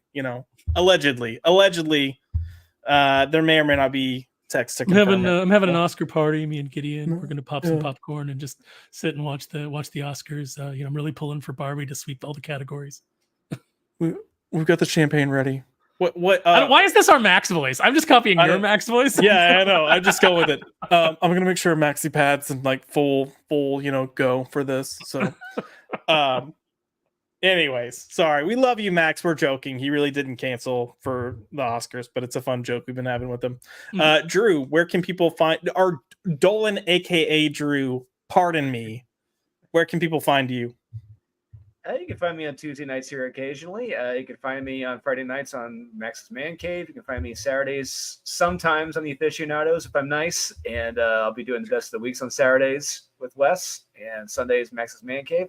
You can find me on Instagram at Dolan_Waddick or Facebook Dolan Waddick. And you can go check it out on Holy Nightmare right now. It's available to pre-order right now online. Written by me, edited by the great Aaron Sparrow. Go check it out. Go check it out. Yes, real quick. You mean like the Agatha show? Look, Agatha show is happening, man. Sorry, I hate to tell you, but it's coming out. And actually they apparently really like it, so we'll see. But they also thought that Ant-Man and the Wasp: Quantumania was like top tier Marvel, like Avengers level movie. A banger. Yeah. Anyways, for me, clearly we're here every Tuesday night for Culture Popped. We have a lot of new shows that are gonna now debut in April instead of March. But we have Marvelous Monday that's gonna kick off. It'll be the first Monday of each month, and I've got my panel of YouTube Avengers, and we're gonna revisit MCU and other Marvel films, discuss them. So make sure you join us in that. Watch the film beforehand, and then come join us for the conversation. In association with that, I am teaming up with Joe Corallo and Eric Breen, and we are doing a series called Print Screen, and we're going to discuss different comics that actually inspired the films for that month's Marvelous Monday. So a lot of kind of synergy there with that. And then we're also already working on something called Cherry Popped. So if you follow Max Von Priestley and you are a member of his channel, then you know that we have been going through Buffy season 1. Max has never seen Buffy, so we're popping his cherry on that. And once we go through those watch alongs on his channel, we will wrap up the season and have a cherry pop discussion on my channel and then move into season 2. So a lot of really good stuff coming. I hope you stay tuned. Make sure you like, share, and subscribe. And then if you want to find me outside of YouTube, I am at Joshua L. McDonald on Twitter and at ByPopped for the channel's handle.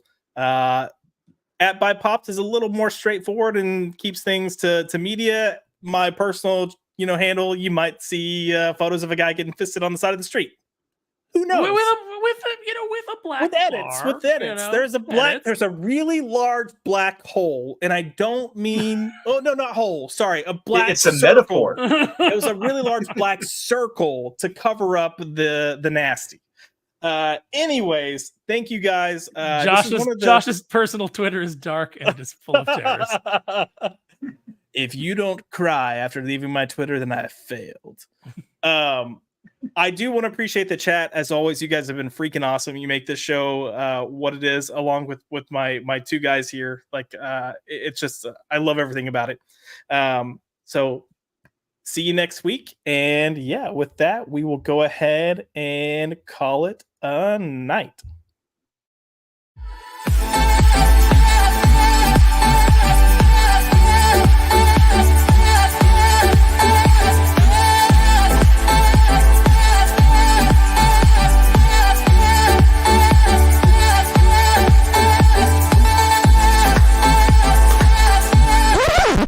Get the fuck out!